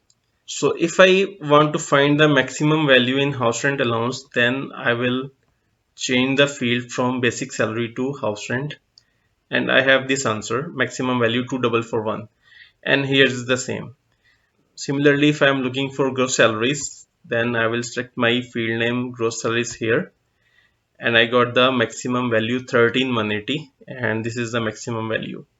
So if you want to find the maximum values of all these fields at the same time, then I will copy the field names from here and paste it here like our first scenario, and this time I will rewrite the formula. I will delete this first. Here I will use Dmax bracket, and I will select my database from A3 to H23, and this time I will fix my database by using $, comma. Then I will select the field name, and as you know, I will not fix my field name because I will copy my formula and it will be automatically updated, comma. Third argument is criteria. I will select my criteria and fix this by using $, bracket close and press enter. And I got the answer 9763. I will copy this formula by using shortcut Control C and then paste it in the other cells. And this time I got the maximum values of all these fields on basis of these two criteria. So if I change the criteria, for example, female to male, then these values have updated at the same time. So in this way, you can use Dmax function with one criteria and with multiple criteria. As you know, to find the maximum value in our database, we have used Dmax function. But in case to find the minimum value in our database, we will use Dmin function. In my first scenario, I am looking for minimum value of traveling expenses under this cost center. Then here I will use Dmin function equal Dmin bracket, and I will select my database, comma. Then I will select my field. Then I will select my criteria, bracket close and press enter. And I got the answer 266. If I go to the database, this is my cost center, and these are my traveling expenses, and this is the minimum value in traveling expenses. So in case I'm looking for minimum value in gross salaries, I will select my field name gross salaries here, and I got the minimum gross salaries 3595, and here this is the minimum value under this cost center. Now our next scenario is we have multiple criteria, cost center and gender. So I'm looking for minimum values of house rent allowance on basis of these both criterias. So here I will use again dmin function equal dmin bracket, and I will select my database, comma, then I will select my field, and third one I will select my both criterias, bracket close and press enter, and I got the minimum value of house rent allowance 442. If I go to this database, this is my center and this is my second criteria, and in the house rent allowance this is my minimum value. So if I change the gender, for example female to male, and I got the 826, so this is my second criteria under this center, and this is house rent allowance and this is minimum value. So if I change the center, for example 7515, and second criteria male, this is my center and this is my second criteria, this is the minimum value 1135. If you change the field from house rent to gross salaries, then we have minimum gross salary 6126, and here the minimum value 6126 under the same center and under the second criteria of male. So in this way you can use Dmax and Dmin function with one criteria and multiple criteria. In this lecture we are going to learn about subtotal sum function. There are 22 functions inside subtotal function, which I will show you while I will use subtotal function, and you can use those functions accordingly as per your data requirement. So let's go to our first scenario. Here in this database we are going to sum the basic salaries, and here I will use simple sum and subtotal function both at the same time. And let's see the difference between simple sum and subtotal sum. So here I will use firstly sum function equal sum bracket, then I will select the range, bracket close and press enter, and I got the answer 148035. So here I will use subtotal function equal subtotal bracket, and here you can see a lot of functions. There are total 22 functions available here, which you can use as per your data requirement. So right now I will use some function which is available on 9 number and same function available on 109. I will tell you the difference between 9 and 109 later on. So here I will use 9 number sum, comma, then I will select the range, bracket close and press enter. And here I got the same answer 148035. Now I want to check the basic salaries department wise. So if I select admin department from this list and click OK, and here you can see some function did not update its selection range and show me the total salaries of all department. But if you see the subtotal function, subtotal update its range and show me the salaries only admin department. So if I change the department, for example finance, and we got the total 53,019 in subtotal 9 function, but we have the same value in sum function. So in this way you can use subtotal sum function or subtotal 9 function for your database. So here I have another scenario. If I remove this filter and I want to hide these row, and you can see there is nothing updated in subtotal 9 and sum function. It's mean if we want to hide some rows in our database and want to see the total of remaining rows, then sum and subtotal 9 function will not work here. So here we will use subtotal 109 function, which can work in this scenario. For example, firstly I will unhide my rows. Now I will use subtotal 109 function here equal subtotal 109 bracket and select the range, bracket close and press enter, and I have the same answer 148035. Firstly I will go back to my first scenario and want to check the department wise total. So I will select admin department, and here you can see we have the same answer, 24,251 and 24,251. Then I will change the department, for example this time production, and we have the same answer, 18,426, 18,426. So here I will remove the filter now, and I will hide some rows, for example this cost center, and you can see sum function and subtotal line function did not update the selection, and we have the same answer, 148,035 in subtotal line and 148,035 in sum function, but in 109 function we have updated value. So if I hide more rows, for example this one, and you can see we have updated value in 109 function, but in subtotal line and sum function we have same values.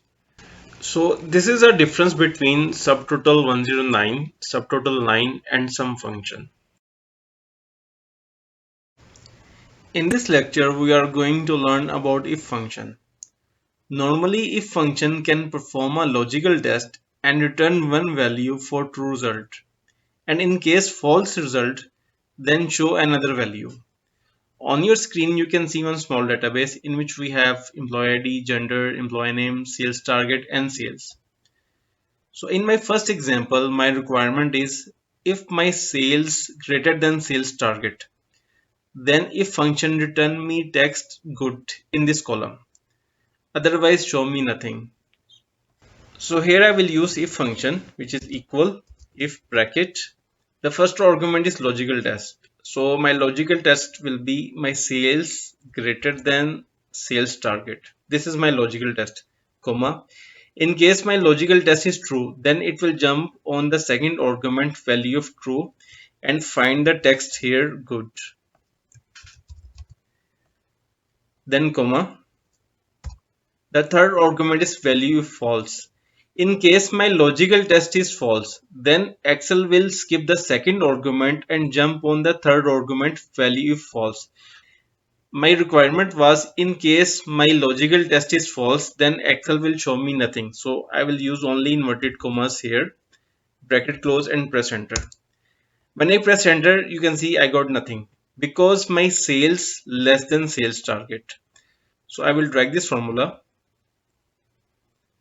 And you can see here I got the text good because my sales greater than sales target. Similarly, over these sales and these sales greater than sales target, that is why we got the text here good. In my next example, I wanted if my sales greater than or equal sales target, then I will get the message here target complete. Otherwise, I will get the message target not complete. So here I will use again if function, which is equal if bracket. The first argument is logical test. So my logical test will be sales greater than or equal sales target, comma. In case my logical test is true, then I will get the message target complete.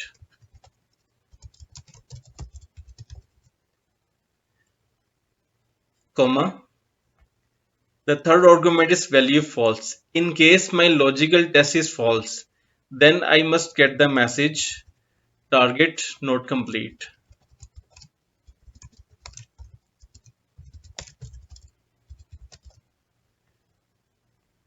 Then bracket close and press enter. And I got the message target not complete because here my sales less than sales target. So I will drag this formula. And you can see I got the results. If my sales less than sales target, then I got the message target not complete. And in case my sales equal or greater than sales target, then I got the message target complete.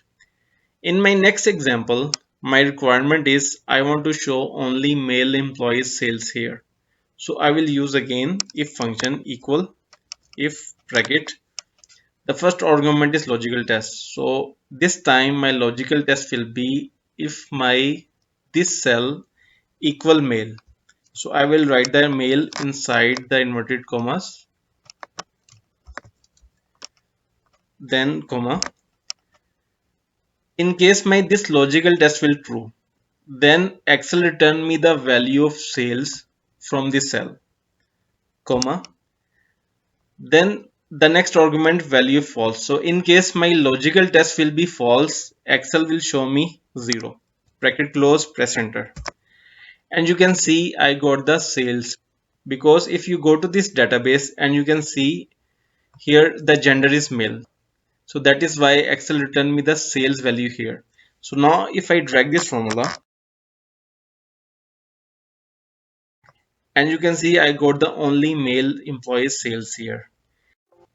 Now in my next example, my requirement is if my sales value more than 50% of the sales target, then I want to give 40% bonus to my employees. So here I will use if function again, equal if bracket the first argument logical test, and my logical test will be if my sales greater than 50% of sales value. This is my logical test.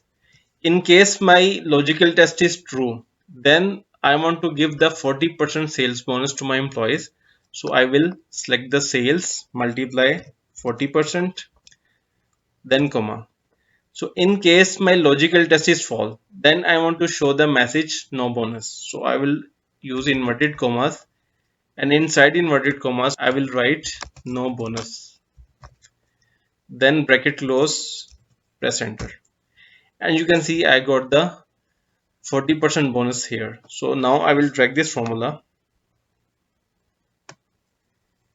and here you can see in case my sales greater than 50% of sales target, then I got the 40% bonus here. But in this case my sales less than 50% of sales target, so I got the message no bonus. So in this way you can use if function. In this lecture we will learn how to use if and AND logic functions together. Normally we use AND function where we want to use multiple logics, and all logics must be true.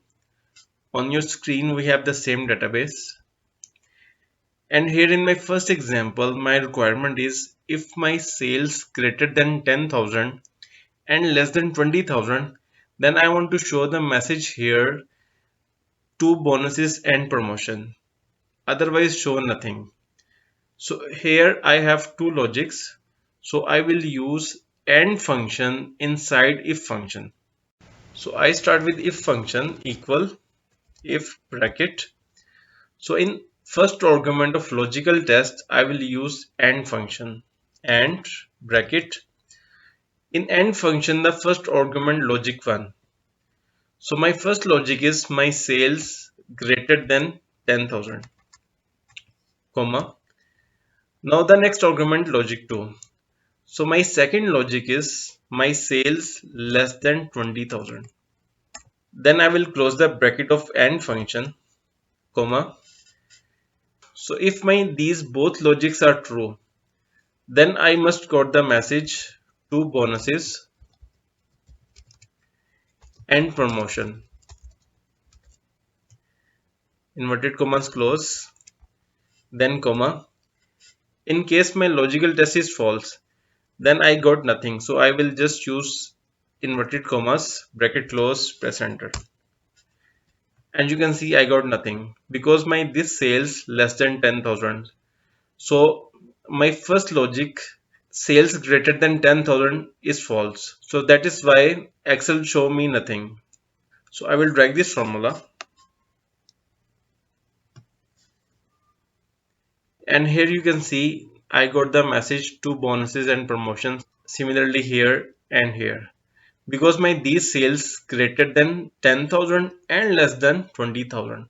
Similarly these both sales, and here also both sales greater than 10,000 and less than 20,000. That is why I got the message, and in the remaining cells I got nothing.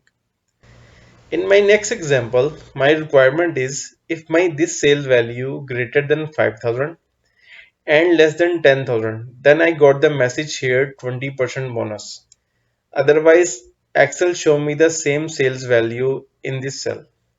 So here I will use again if and AND functions both. So I start with equal if bracket. Then in logical test I will use AND function bracket. So my first logic is my sales greater than 5,000 comma. Second logic is my sales less than 10,000 bracket close of the AND function comma. If my both logics are true, then I must get the message 20% bonus. Inverted commas close, comma. In case my one logic or both logics are false, then I got the sales value here in this cell.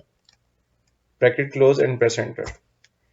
And you can see I got the message 20% bonus because my this sales greater than 5,000 and less than 10,000. So I will drag this formula. And you can see where my sales greater than 5,000 and less than 10,000, I got the message 20%. And in remaining cells, I got the same sales value, whatever in sales column. So in my next example, my requirement is if my sales value greater than 10,000 and less than 15,000, then I must get the message here, one bonus and promotion. Otherwise, show me the zero value. So here I will use again if function bracket, and in logical test I will use again AND function bracket. So my first logic is my sales value greater than 10,000 comma. The second logic is my sales value less than 15,000 bracket close comma. If my both logics are true, then I must get the message one bonus and promotion. Inverted commas close comma. In case my one logic or both logics are false, then I must get the value 0. Bracket close, press enter. So I got the value 0 here because if I go to the sales, then my sales value less than 10,000. So it's mean my first logic is false. That is why Excel show me the 0 value here. So now I will drag this formula, and you can see I got the message in two cells here and here because my these two sales greater than 10,000 and less than 15,000. Similarly here, this sales greater than 10,000 and less than 15,000. So that is why I got the message here, one bonus and promotion. And in my next example is if my sales value greater than 5,000 and it should be female staff, then I must get the message here return ticket. So I will use again if function bracket, and here I will use AND function bracket. So my first logic is my sales greater than 5,000 comma, and second logic is my gender must be female. So I will select the gender equal. Inside inverted commas I will write it female.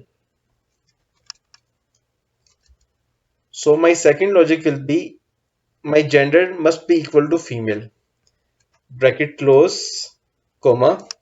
So if my both logics are true, then I must got the message return ticket. Otherwise show me nothing, comma. The next argument is value false. So in this case, my one logic or both logics will be false. Then I got nothing. So I will use only inverted commas, bracket close, press enter. And I got nothing. Because if I see my formula, and here my first logic is my sales greater than 5,000. So here my sales greater than 5,000, it means my first logic is true. And second logic is my gender must be female. So here my gender is male. That is why second logic is false. and here this function returned me nothing. So now I will drag this formula, and you can see in 4 cells I got return tickets. If you see the formula, the first logic is sales must be greater than 5,000. So here my sales greater than 5,000, and second logic is my gender must be female. So my both logics are true. So that is why here I got the message return tickets. Similarly, if you see this, and here sales greater than 5,000 and gender is female. Similarly, here and here sales greater than 5,000 and gender is female. So in this way you can use if and AND functions together. In this lecture we are going to learn about OR function, and we will use this function with if function. Basically we use OR function where we have multiple logics or conditions and one condition is true. The difference between in AND function and OR function is that in AND function our all logics or conditions must be true, otherwise we will not get the result. But in OR function our at least one condition must be true, then we can get the results. So on your screen we have same database, and in my first example my requirement is if my this sales value less than or equal 5,000 or greater than or equal 15,000, then I must get the same sales value here in this cell, otherwise I will get it 0. So I will start with equal if bracket. So in logical test argument I will use OR function, or bracket, and my first logic is my sales value less than or equal 5,000, and second logic is my sales value greater than equal 15,000. Bracket close of OR function. If my any one condition is true, then I must get the sales value in this cell, comma. In case my both condition are false, then I must get it 0. Bracket close and press enter. And you can see I got the 0 value. Now I will drag this formula. And here you can see we got some sales value here, and in some cells we got the 0 value here. Why? Firstly, we will see the 0 values. If I see the sales, here my sales value greater than 5,000 and less than 15,000. So what was my conditions? My first condition or logic was my sales value less than or equal 5,000. So my first condition is false in this scenario. And my second logic was my sales value greater than or equal 15,000. So my second logic also false. That is why I got the 0 value here. So in this cells where we got the sales value, you can see the first logic was my sales less than or equal 5,000. So here my first logic is true. And my second logic is my sales value greater than or equal 15, which is false. So that is why we used OR function inside if function. If our one condition is true, then we get the results. So that is why we got the sales values in this column. In my next example, my requirement is if my sales greater than 5,000 or my gender equal to female, then I must get the text here alpha. Otherwise I will get it 0 value. So here I will use if function equal if bracket. In logical test argument I will use OR function, or bracket. The first logic was my sales greater than 5,000, comma, and second logic was my gender must be equal to female.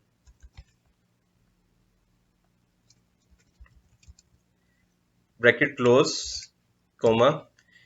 If my one condition or both conditions true, then I will get the text here alpha. Otherwise, if my both conditions are false, then I will get the value 0. Bracket close, press enter. And here I got the answer alpha. Now I will drag this formula. And you can see in some cells we got the answer alpha, and in some cells we got the value 0. So in our first cell we got the answer alpha. Why? If you see the sales, my sales greater than 5,000. So my first condition is true. And second condition is my gender must be equal to female. So my second condition is false. But due to OR function in which our one condition must be true, we get the result alpha here. So if we see the 0 values here, so in which our first criteria was our sales must be greater than 5,000. So our first logic is false. And second logic is our gender must be equal to female. So if we see the gender, here you can see our gender is here male. So it's mean our both conditions or criterias are false here. That is why I got the 0 value here. Similarly, if you see this case, in which our first criteria was our sales greater than 5,000. So here our sales is 18,000. It's mean first logic is true. And second logic was our gender must be equal to female. And here you can see gender is female. So it's mean here both logics are true. That is why we also get the result here alpha. So in this way you can use OR function inside if function. In this lecture we are going to learn about OR function, and we will use this function with if function. Basically we use OR function where we have multiple logics or conditions and one condition is true. The difference between in AND function and OR function is that in AND function our all logics or conditions must be true, otherwise we will not get the result. But in OR function our at least one condition must be true, then we can get the results. So on your screen we have same database, and in my first example my requirement is if my this sales value less than or equal 5,000 or greater than or equal 15,000, then I must get the same sales value here in this cell, otherwise I will get it 0. So I will start with equal if bracket. So in logical test argument I will use OR function, or bracket, and my first logic is my sales value less than or equal 5,000. And second logic is my sales value greater than equal 15,000. Bracket close of OR function. If my any one condition is true, then I must get the sales value in this cell, comma. In case my both condition are false, then I must get it 0. Bracket close and press enter. And you can see I got the 0 value. Now I will drag this formula. And here you can see we got some sales value here, and in some cells we got the 0 value here. Why? Firstly, we will see the 0 values. If I see the sales, here my sales value greater than 5,000 and less than 15,000. So what was my conditions? My first condition or logic was my sales value less than or equal 5,000. So my first condition is false in this scenario. And my second logic was my sales value greater than or equal 15,000. So my second logic also false. That is why I got the 0 value here. So in this cells where we got the sales value, you can see the first logic was my sales less than or equal 5,000. So here my first logic is true. And my second logic is my sales value greater than or equal 15, which is false. So that is why we used OR function inside if function. If our one condition is true, then we get the results. So that is why we got the sales values in this column. In my next example, my requirement is if my sales greater than 5,000 or my gender equal to female, then I must get the text here alpha. Otherwise I will get it 0 value. So here I will use if function equal if bracket. In logical test argument I will use OR function, or bracket. The first logic was my sales greater than 5,000, comma, and second logic was my gender must be equal to female.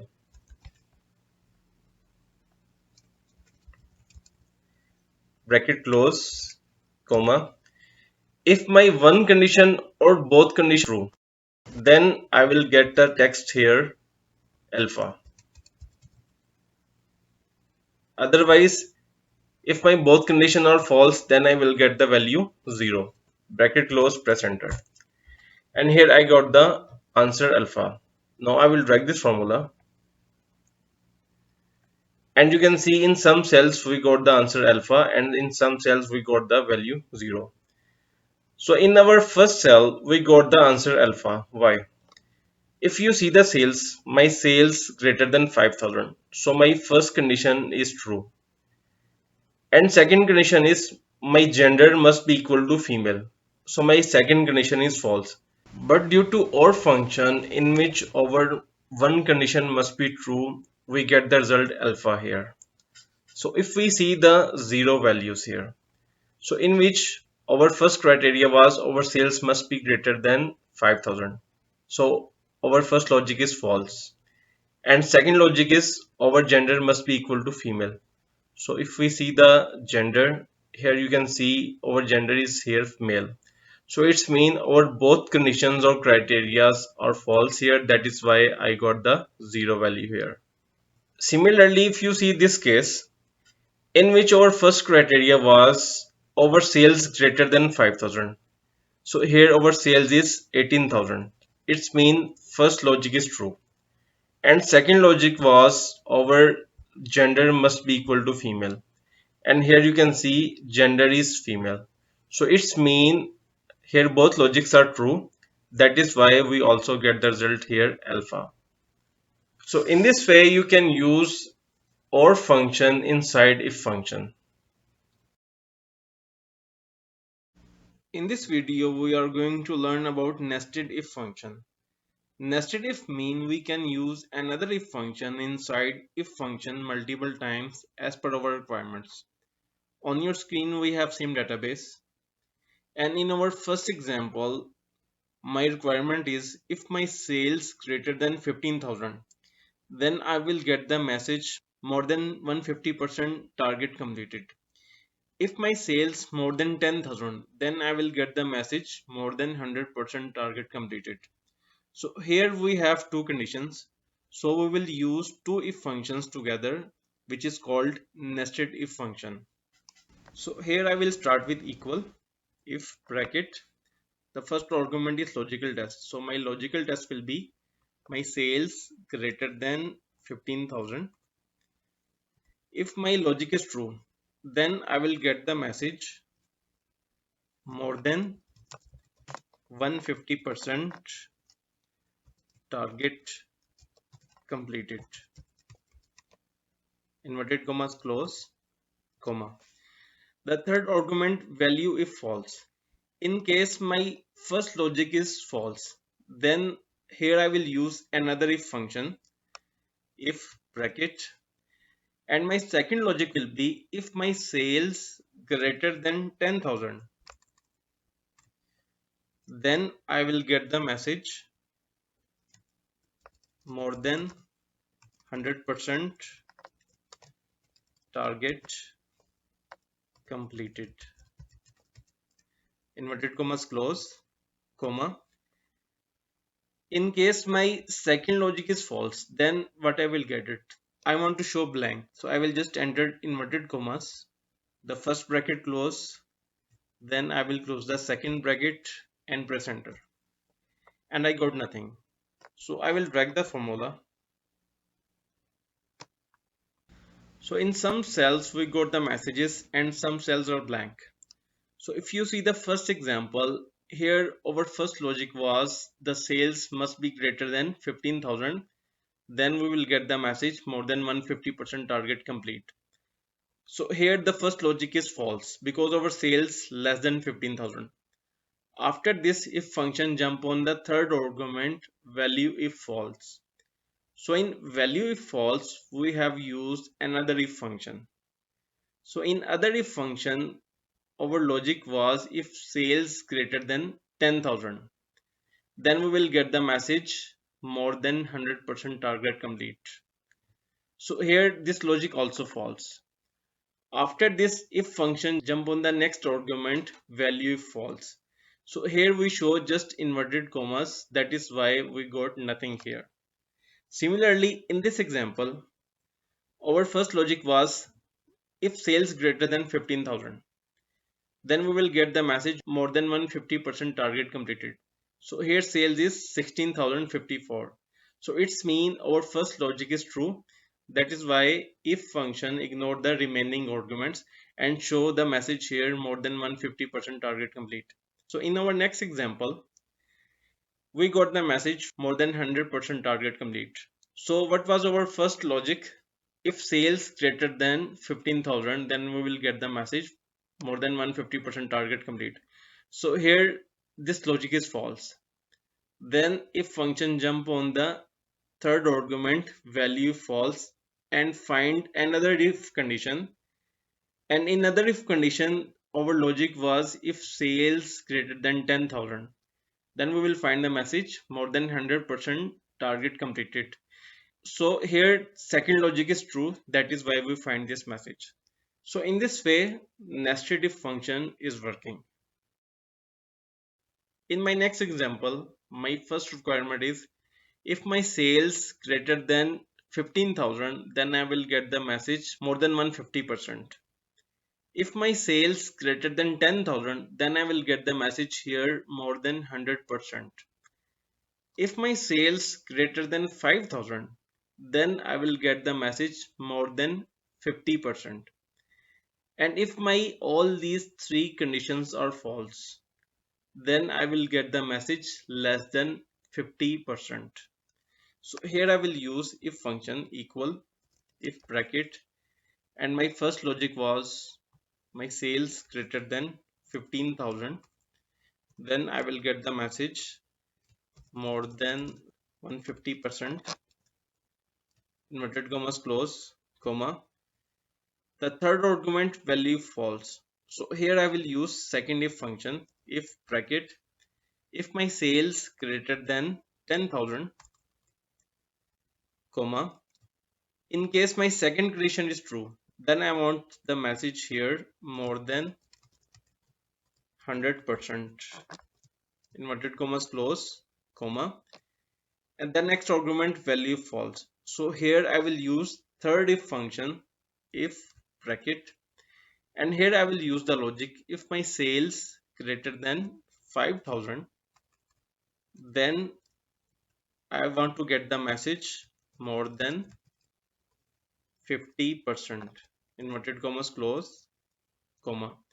In case my all three logics are false, then I want to get the message less than 50%, inverted commas close.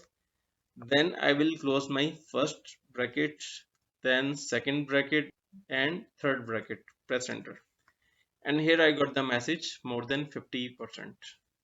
Then I will drag the formula and you can see we got the results. Here I got the first message more than 50%. Why? If you see the formula, and you can see my first logic was sales greater than 15,000, then I will get the message more than 150%. So here my sales less than 15,000. So it's mean my first logic is false. Then if function jump on the second logic. Here our logic was if sales greater than 10,000. Then Excel will check the sales again. It's less than 10,000. It means second logic is false. Then if function jump on the next argument, next logic, if sales greater than 5,000. So here my sales greater than 5,000 is mean the third logic is true. Then Excel will show me the message here more than 50% and ignore the next argument. So in my next cell, I got the message less than 50%. Why? Here our sales was 2095. So my first logic greater than 15,000 is false, then if function jump on next logic if sales greater than 10,000. So here my sales less than 10,000. It means second logic is false. Then if function jump on the third logic, if my sales greater than 5,000, it means my third logic is also false. Then if function jump on the last argument value if false, and here I show the message less than 50%. That is why I got the message here less than 50%. Similarly, in this cell we got the message more than 150%, and as we discussed previously, our first logic was if the sales greater than 15,000. So here my sales greater than 15,000, that is why I got the message more than 150%. Then if function ignore the remaining all arguments. Similarly here I got the message more than 100%, and here my sales 14,406. So my first condition is false. Then Excel will jump on the next condition. If my sales greater than 10,000, I got the message more than 100%. That is why I got the message here more than 100%. After this if function ignore the remaining all argument. So in this way you can use if function multiple times, which is called nested if function. As you know, to search the minimum value from our database, normally we use min function.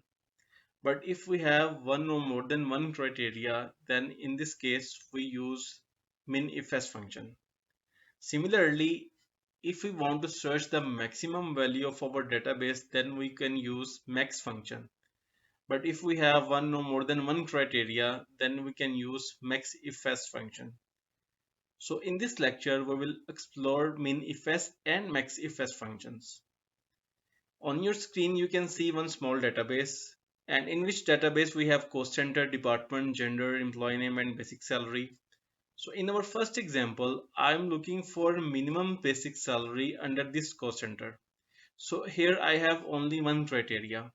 So I will use minifs function, which is equal minifs bracket.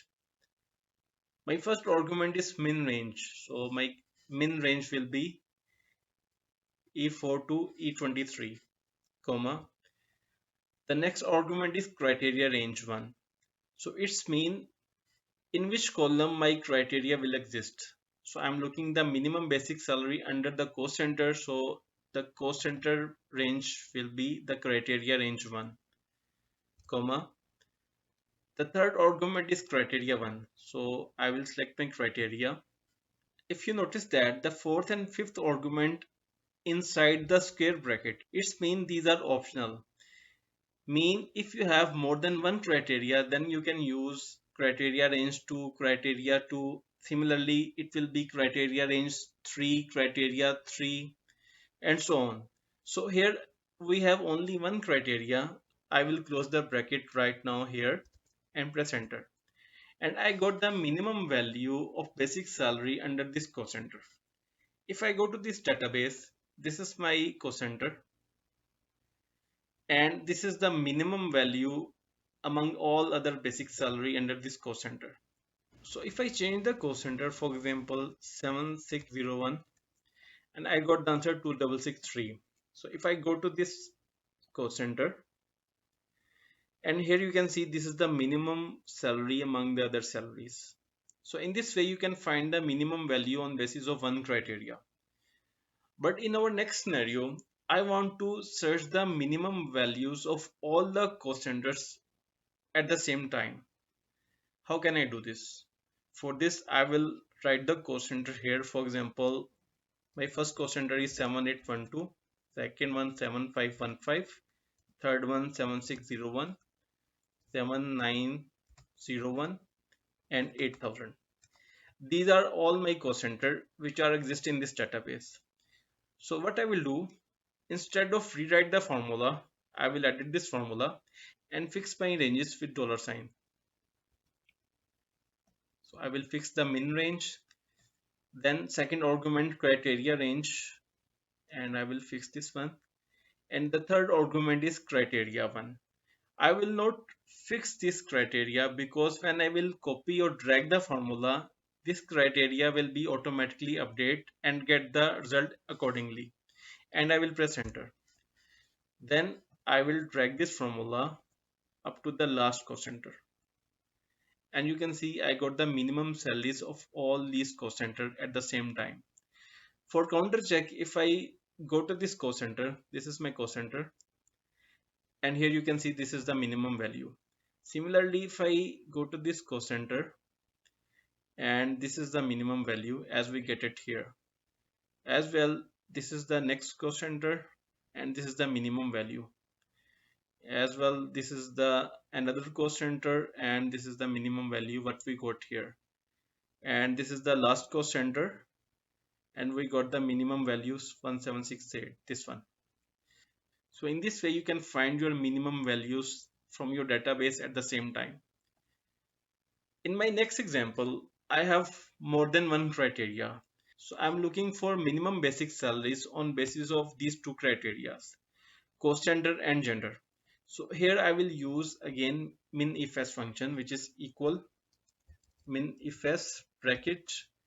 Firstly, I will select the min range, which is from E4 to E23, comma.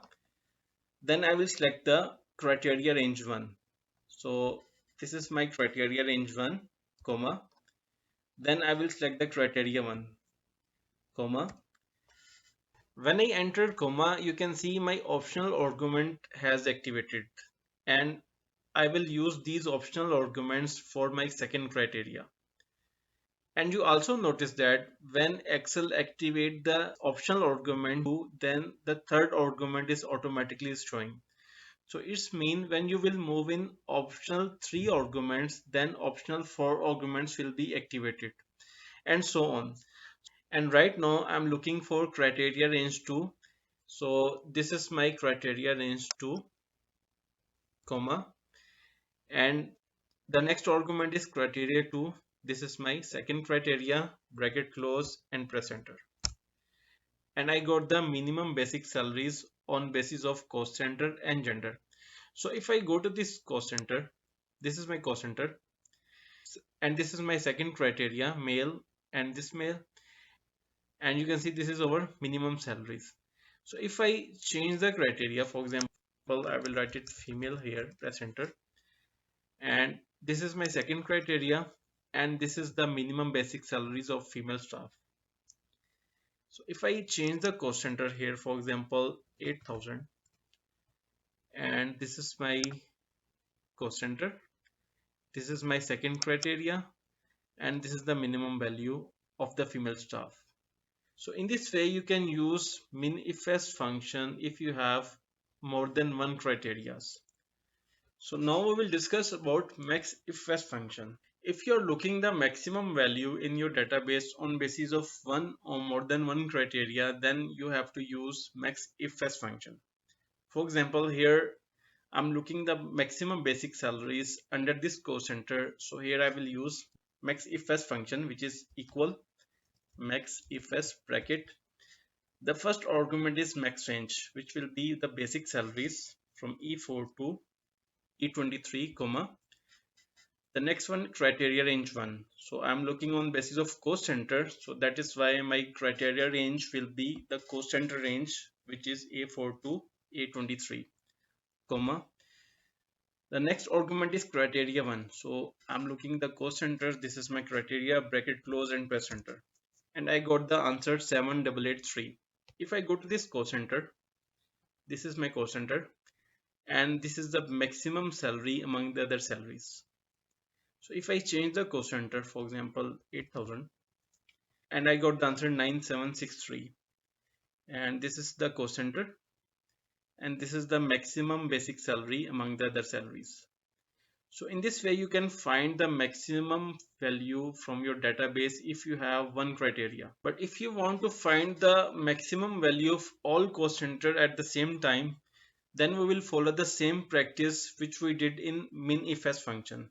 I will copy the cost center and paste it here, and here I will edit this formula and fix the range by using $,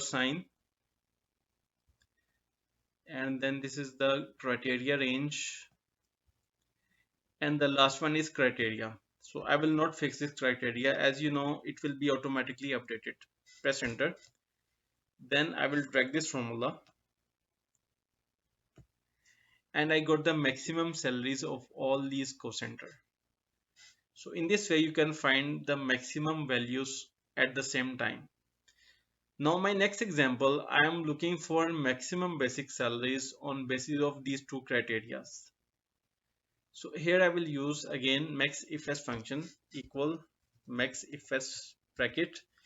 The first argument is max range. So these are the basic salaries, comma. The next one criteria range 1. So this is the criteria range 1, comma. Third one is criteria 1. This is my criteria 1, comma. Then the fourth argument is criteria range 2. This is the gender. So this is my criteria range 2, comma. And this is my second criteria. Then bracket close, press enter. So you can see I got the maximum salaries under these two criteria. So if you go to the database, this is the cost center. Then this is the second criteria, male, this one and this one. And you can see this is the maximum value. If I change the gender, for example, female, and you can see this is the maximum basic salary. So if you go to this database, this is our second criteria under this cost center, and this is the maximum basic salary. So in this way you can use Maxifs function if you have more than one criteria. In this lecture we will discuss about Countif and Countifs functions. If you want to count the number of values on basis of one criteria, then you can use Countif and Countifs functions. But if you have multiple criteria, then you can use only Countifs function. On your screen you can see one small database in which we have cost center, gender, employee name and basic salaries. Firstly, we will go by a simple example. We want to count the number of employees cost center wise. Here I will use countif function equal countif bracket. First argument is range. As you know, I will select that range in which my criteria will exist. Right now, I'm looking the number of employees on basis of cost center. It's mean my range will be the cost center range, which from A4 to A23. Then I will fix my range because I want to copy this formula, comma. Then next argument is criteria. I will select my criteria, bracket close and press enter. I got the number of employees 5. So it's mean I have 5 number of employees in this cost center. So I will drag this formula in other cost centers, and you can see I got the number of employees 3 and 6 as per the cost center. So in this way you can use countif function if you have one criteria. You can also use countifs function if you have one criteria. So here I will use countifs function equal countifs bracket. The first argument is criteria range. So I will select my criteria. Then I will fix my fields, comma. Then next argument criteria 1. So I will select my criteria. Then you can see the criteria range 2 in square brackets. It means it is optional. So if I have more than one criteria, then I can use criteria range 2, 3 and so on. So right now we have only one criteria. So I will close the bracket and press enter. And you can see I got the same answer. So I will drag this formula. Similarly, we got the number of employees 3 and 6 as per the cost center. So in this way you can use some if and some ifs function if you have one criteria. Now we'll move over next example, and in this example I want to count the number of employees who have less than 2000 salaries. So here I will use again countif function, which is equal countif bracket. Then the first argument is range. So right now my criteria is on basis of basic salaries. So this time I will select my range of basic salaries from D4 to D23. Then I will fix my range, comma. Then I will select my criteria, bracket close and press enter. and you can see I got the answer 1. It's mean we have only one employee who has less than 2000 salary.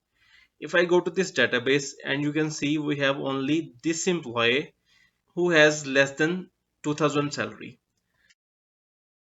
Now my next criteria is I want to count the number of employees who have less than 5000 salary, and the next one I want to count the number of employees who have greater than 6000 salaries.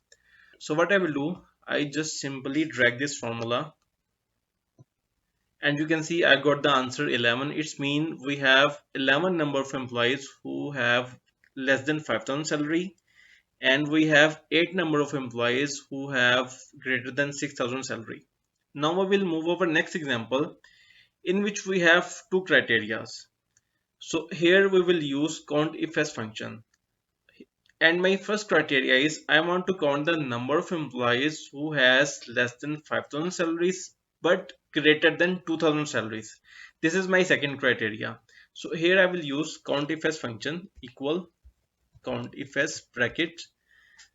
The first argument is criteria range 1. So I will select my criteria because my both criteria basis on the basic salaries. So my criteria range will be D4 to D23, comma. Then the next argument is criteria 1. I will select my criteria 1, comma. Then the third argument is criteria range 2. My criteria 2 also related basic salary. So I will again select my range of basic salaries, comma. Then the fourth argument is criteria 2. So here I will select my criteria 2 and bracket close, press enter. And I got the number of employees 10. So it's mean I have 10 number of employees who have less than 5000 salaries but greater than 2000. In our next example, I want to count the number of male employees who have less than 10,000 salary. So here I will use again Countifs function, which is equal Countifs bracket. The first argument is criteria range 1. So I will select my criteria range 1, comma. This is my first criteria, comma. The third argument is again criteria range 2. So I will select my criteria range from B4 to B23, comma. And this is my second criteria. Then bracket close and press enter. And I got the 8 number of male employees who have less than 10,000 salaries. So if I change my criteria from male to female, press enter, and you can see I got the number of 7 female employees who have less than 10,000 salaries. Now in our next example, I want to count the number of female employees under this cost center. So here I will use again Countifs function equal Countifs bracket. First argument is criteria range 1. So this time my criteria range will be cost center from A4 to A23, comma. Then this is my criteria 1, comma, and this is my criteria range 2, comma, and this is my criteria 2. Bracket close and press enter. And I got the number of 2 female employees under this cost center. If I go to this database, and this is my cost center, and you can see we have only 2 female employees. So in this way you can use Countifs function if you have more than one criteria. In our next example, we have 3 criteria. I want to count the number of male employees who have less than 15,000 salaries and greater than 5,000 salaries. So here I will use again Countifs function, which is equal Countifs bracket. The first argument is criteria range 1. So here I will select my criteria range 1, comma. Then I will select my criteria 1, comma. The next argument is criteria range 2. So I will select again my basic salaries range, comma. Then I will select my criteria 2, comma. Then the next argument is criteria range 3. So this time I will select my range from gender B4 to B23, comma. Then I will select my criteria 3. Bracket close and press enter. So I got the answer 4. It's mean we have 4 number of male employees who have less than 15,000 salaries but greater than 5,000 salaries. If I change criteria 3 from male to female, And you can see we have two female employees who have less than 15,000 salaries but greater than 5,000 salaries. Now in my next example, I want to count the number of female employees who have greater than 4,000 salaries under this cost center. So here again I will use Countifs function, which is equal Countifs bracket. Then the first argument is criteria range 1. So I will select my criteria range 1, comma. This is my first criteria, comma. Then second argument is criteria range 2. So this time I will select my criteria range 2 from A4 to A23, comma. Then this is my second criteria, comma. Then next argument is criteria range 3. So I will select my this criteria range from B4 to B23, comma. And this is my third criteria, bracket close, press enter. And I got the one female employee who has greater than 4,000 salaries under this cost center. If I go to this database, you can see this is the cost center and these are the female employees and these are their salaries, and we have only one female employee who has greater than 4,000 salary. So in this way you can use Countifs function if you have multiple criteria. In this lecture, we are going to learn about Averageif and Averageifs functions. As you know, if we have one criteria, then we can use Averageif and Averageifs both. But if we have more than one criteria, then we can use only Averageifs function. On your screen, you can see one small database in which we have cost center, gender, employee name, and sales. So in my first example, I want to calculate the average sales on basis of cost center. So here I will use Averageif function, which is equal Averageif bracket. The first argument is range. So I will select my criteria range, comma. Second argument is criteria. I will select my criteria, comma. Third one is average range. So I will select my sales range here, bracket close and press enter. And you can see I got the average sales of this cost center. So if I go to this database, then this is my cost center and these are my sales. If I go to the bottom, and here you can see we have the same average amount. Now I want to calculate the average sales of remaining these two cost center. So what I will do, I will edit this formula and fix my ranges by using $sign. Because when I will copy the formula, this criteria will be automatically updated. So now I will fix my average range and press enter. Then I will drag this formula in other cost centers and we got the average sales of 7515 and 7601. So in this way you can use Averageif function if you have one criteria. As well, here you can also use Averageifs function. For example, here I will use Averageifs function equal Averageifs bracket. The first argument is average range. So I will select my average range and fix my ranges by using $sign, comma. Then second argument is criteria range 1. So I will select my criteria range 1 and fix my ranges, comma. The third argument is criteria 1. So I will select my criteria, bracket close and press enter. And you can see I got the same answer. So now I will drag this formula. Then I will use commas. And you can see we have the same answer for 7515 and 7601. In my next example, I want to calculate the average sales gender wise. So here I will use again Averageif function equal Averageif bracket. The first argument is range. So I will select my gender range, comma. Next argument is criteria. I will select my criteria, comma. The third argument is average range. I will select my average range, bracket close, and before press enter I will fix my ranges by using $sign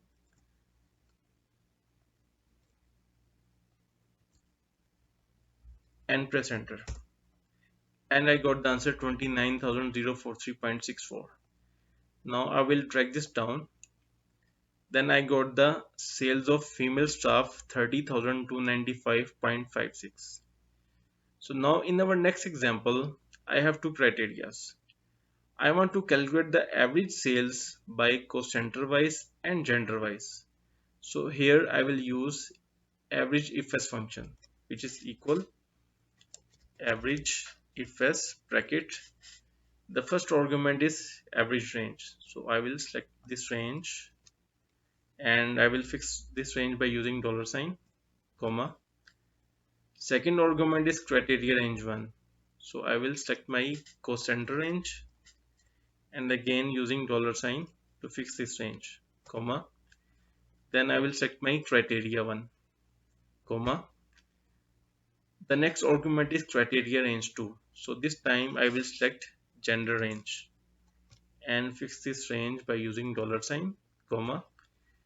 Now the next argument is criteria 2. So I will select the criteria 2, bracket close, press enter. And you can see I got the answer 12,420. It's mean we have average sales of female staff under this cocenter. So I will drag this formula down and use commas. And you can see we got the average sales of cocenter wise and gender wise. So if I change the gender here, for example, I will write it here male and I will copy this and paste it down. Now we got the average sales of male staff under these cocenter. So in this way you can use Averageif and Averageifs function if you have one or more than one criteria. In this lecture we are going to learn about Sumif and Sumifs function. On your screen you can see we have small database in which we have cocenter, department, gender, employee name and their basic salaries. So in our first example I want to calculate the basic salaries departmental wise. So here we have only one criteria. So in this case we can use Sumif and Sumifs function both. So firstly I will use Sumif function, which is equal Sumif bracket. The first argument is range. So I will select my range department wise, comma. Then second argument is criteria. Then I will select my criteria, comma. Third argument is sum range. So I want to sum up the basic salaries. So that is why I will select the basic salaries range, bracket close, and before I press enter I will fix my ranges by using dollar sign.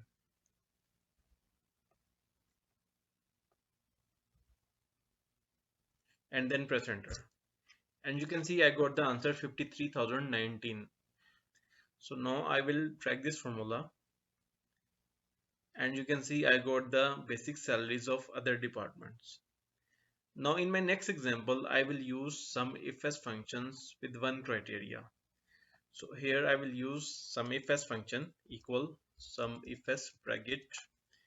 The first argument is sum range, so I will select my sum range and this time I will use dollar sign to fix my range, comma. Next argument is criteria range 1. So I will select my criteria range 1 and fix with dollar signs, comma. Then third argument is criteria 1. So I will select my criteria, bracket close and press enter. And you can see I got the same answer. Now I will drag this formula. Then I got the basic salaries of other departments and we got the same answer. Now in my next example, we have two criterias and I want to calculate the basic salaries department wise and gender wise. So here I will use Sumifs function, which is equal Sumifs bracket. The first argument is sum range. So I will select my sum range, comma. Second argument is criteria range 1. So I will select my criteria range 1, which is department range, comma. Then I will select my criteria 1, comma. Then the fourth argument is criteria range 2. So this time I will select my gender criteria range, comma. Then the next argument is criteria 2. So I will select my criteria 2, bracket close and press enter. And you can see I got the answer 8897. It's mean in production department the female staff basic salary is 8897. So if I change the gender, for example, female to male, and I got the answer 9,529. Similarly, if I change the department from production to admin, and I got the answer 14,552, it's mean in admin department, male staff salaries are 14,552. So in this way, you can sum up the basic salaries if you have two criteria. So now in our next example, we have three criteria. I want to calculate the basic salaries cost center wise, department wise, and gender wise at the same time. So here I will use Sumifs function again, equal Sumifs bracket. The first argument is sum range. So here I will set my sum range, comma.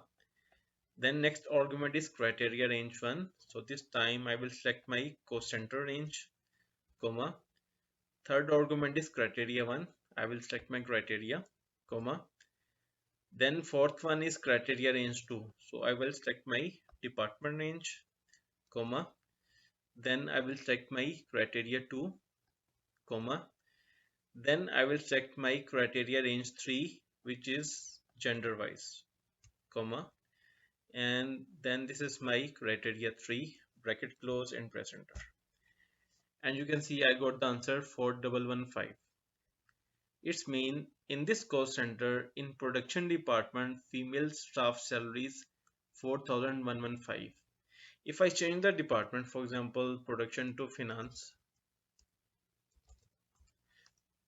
then I got the salary 0 because in this cost center in finance department there is no female staff. So if I go to this database, this is my cost center, and here you can see we have finance department, and in finance department we have only male employee. So that is why we got the answer 0. So if I change the department, for example, marketing, then I got the salaries 2095.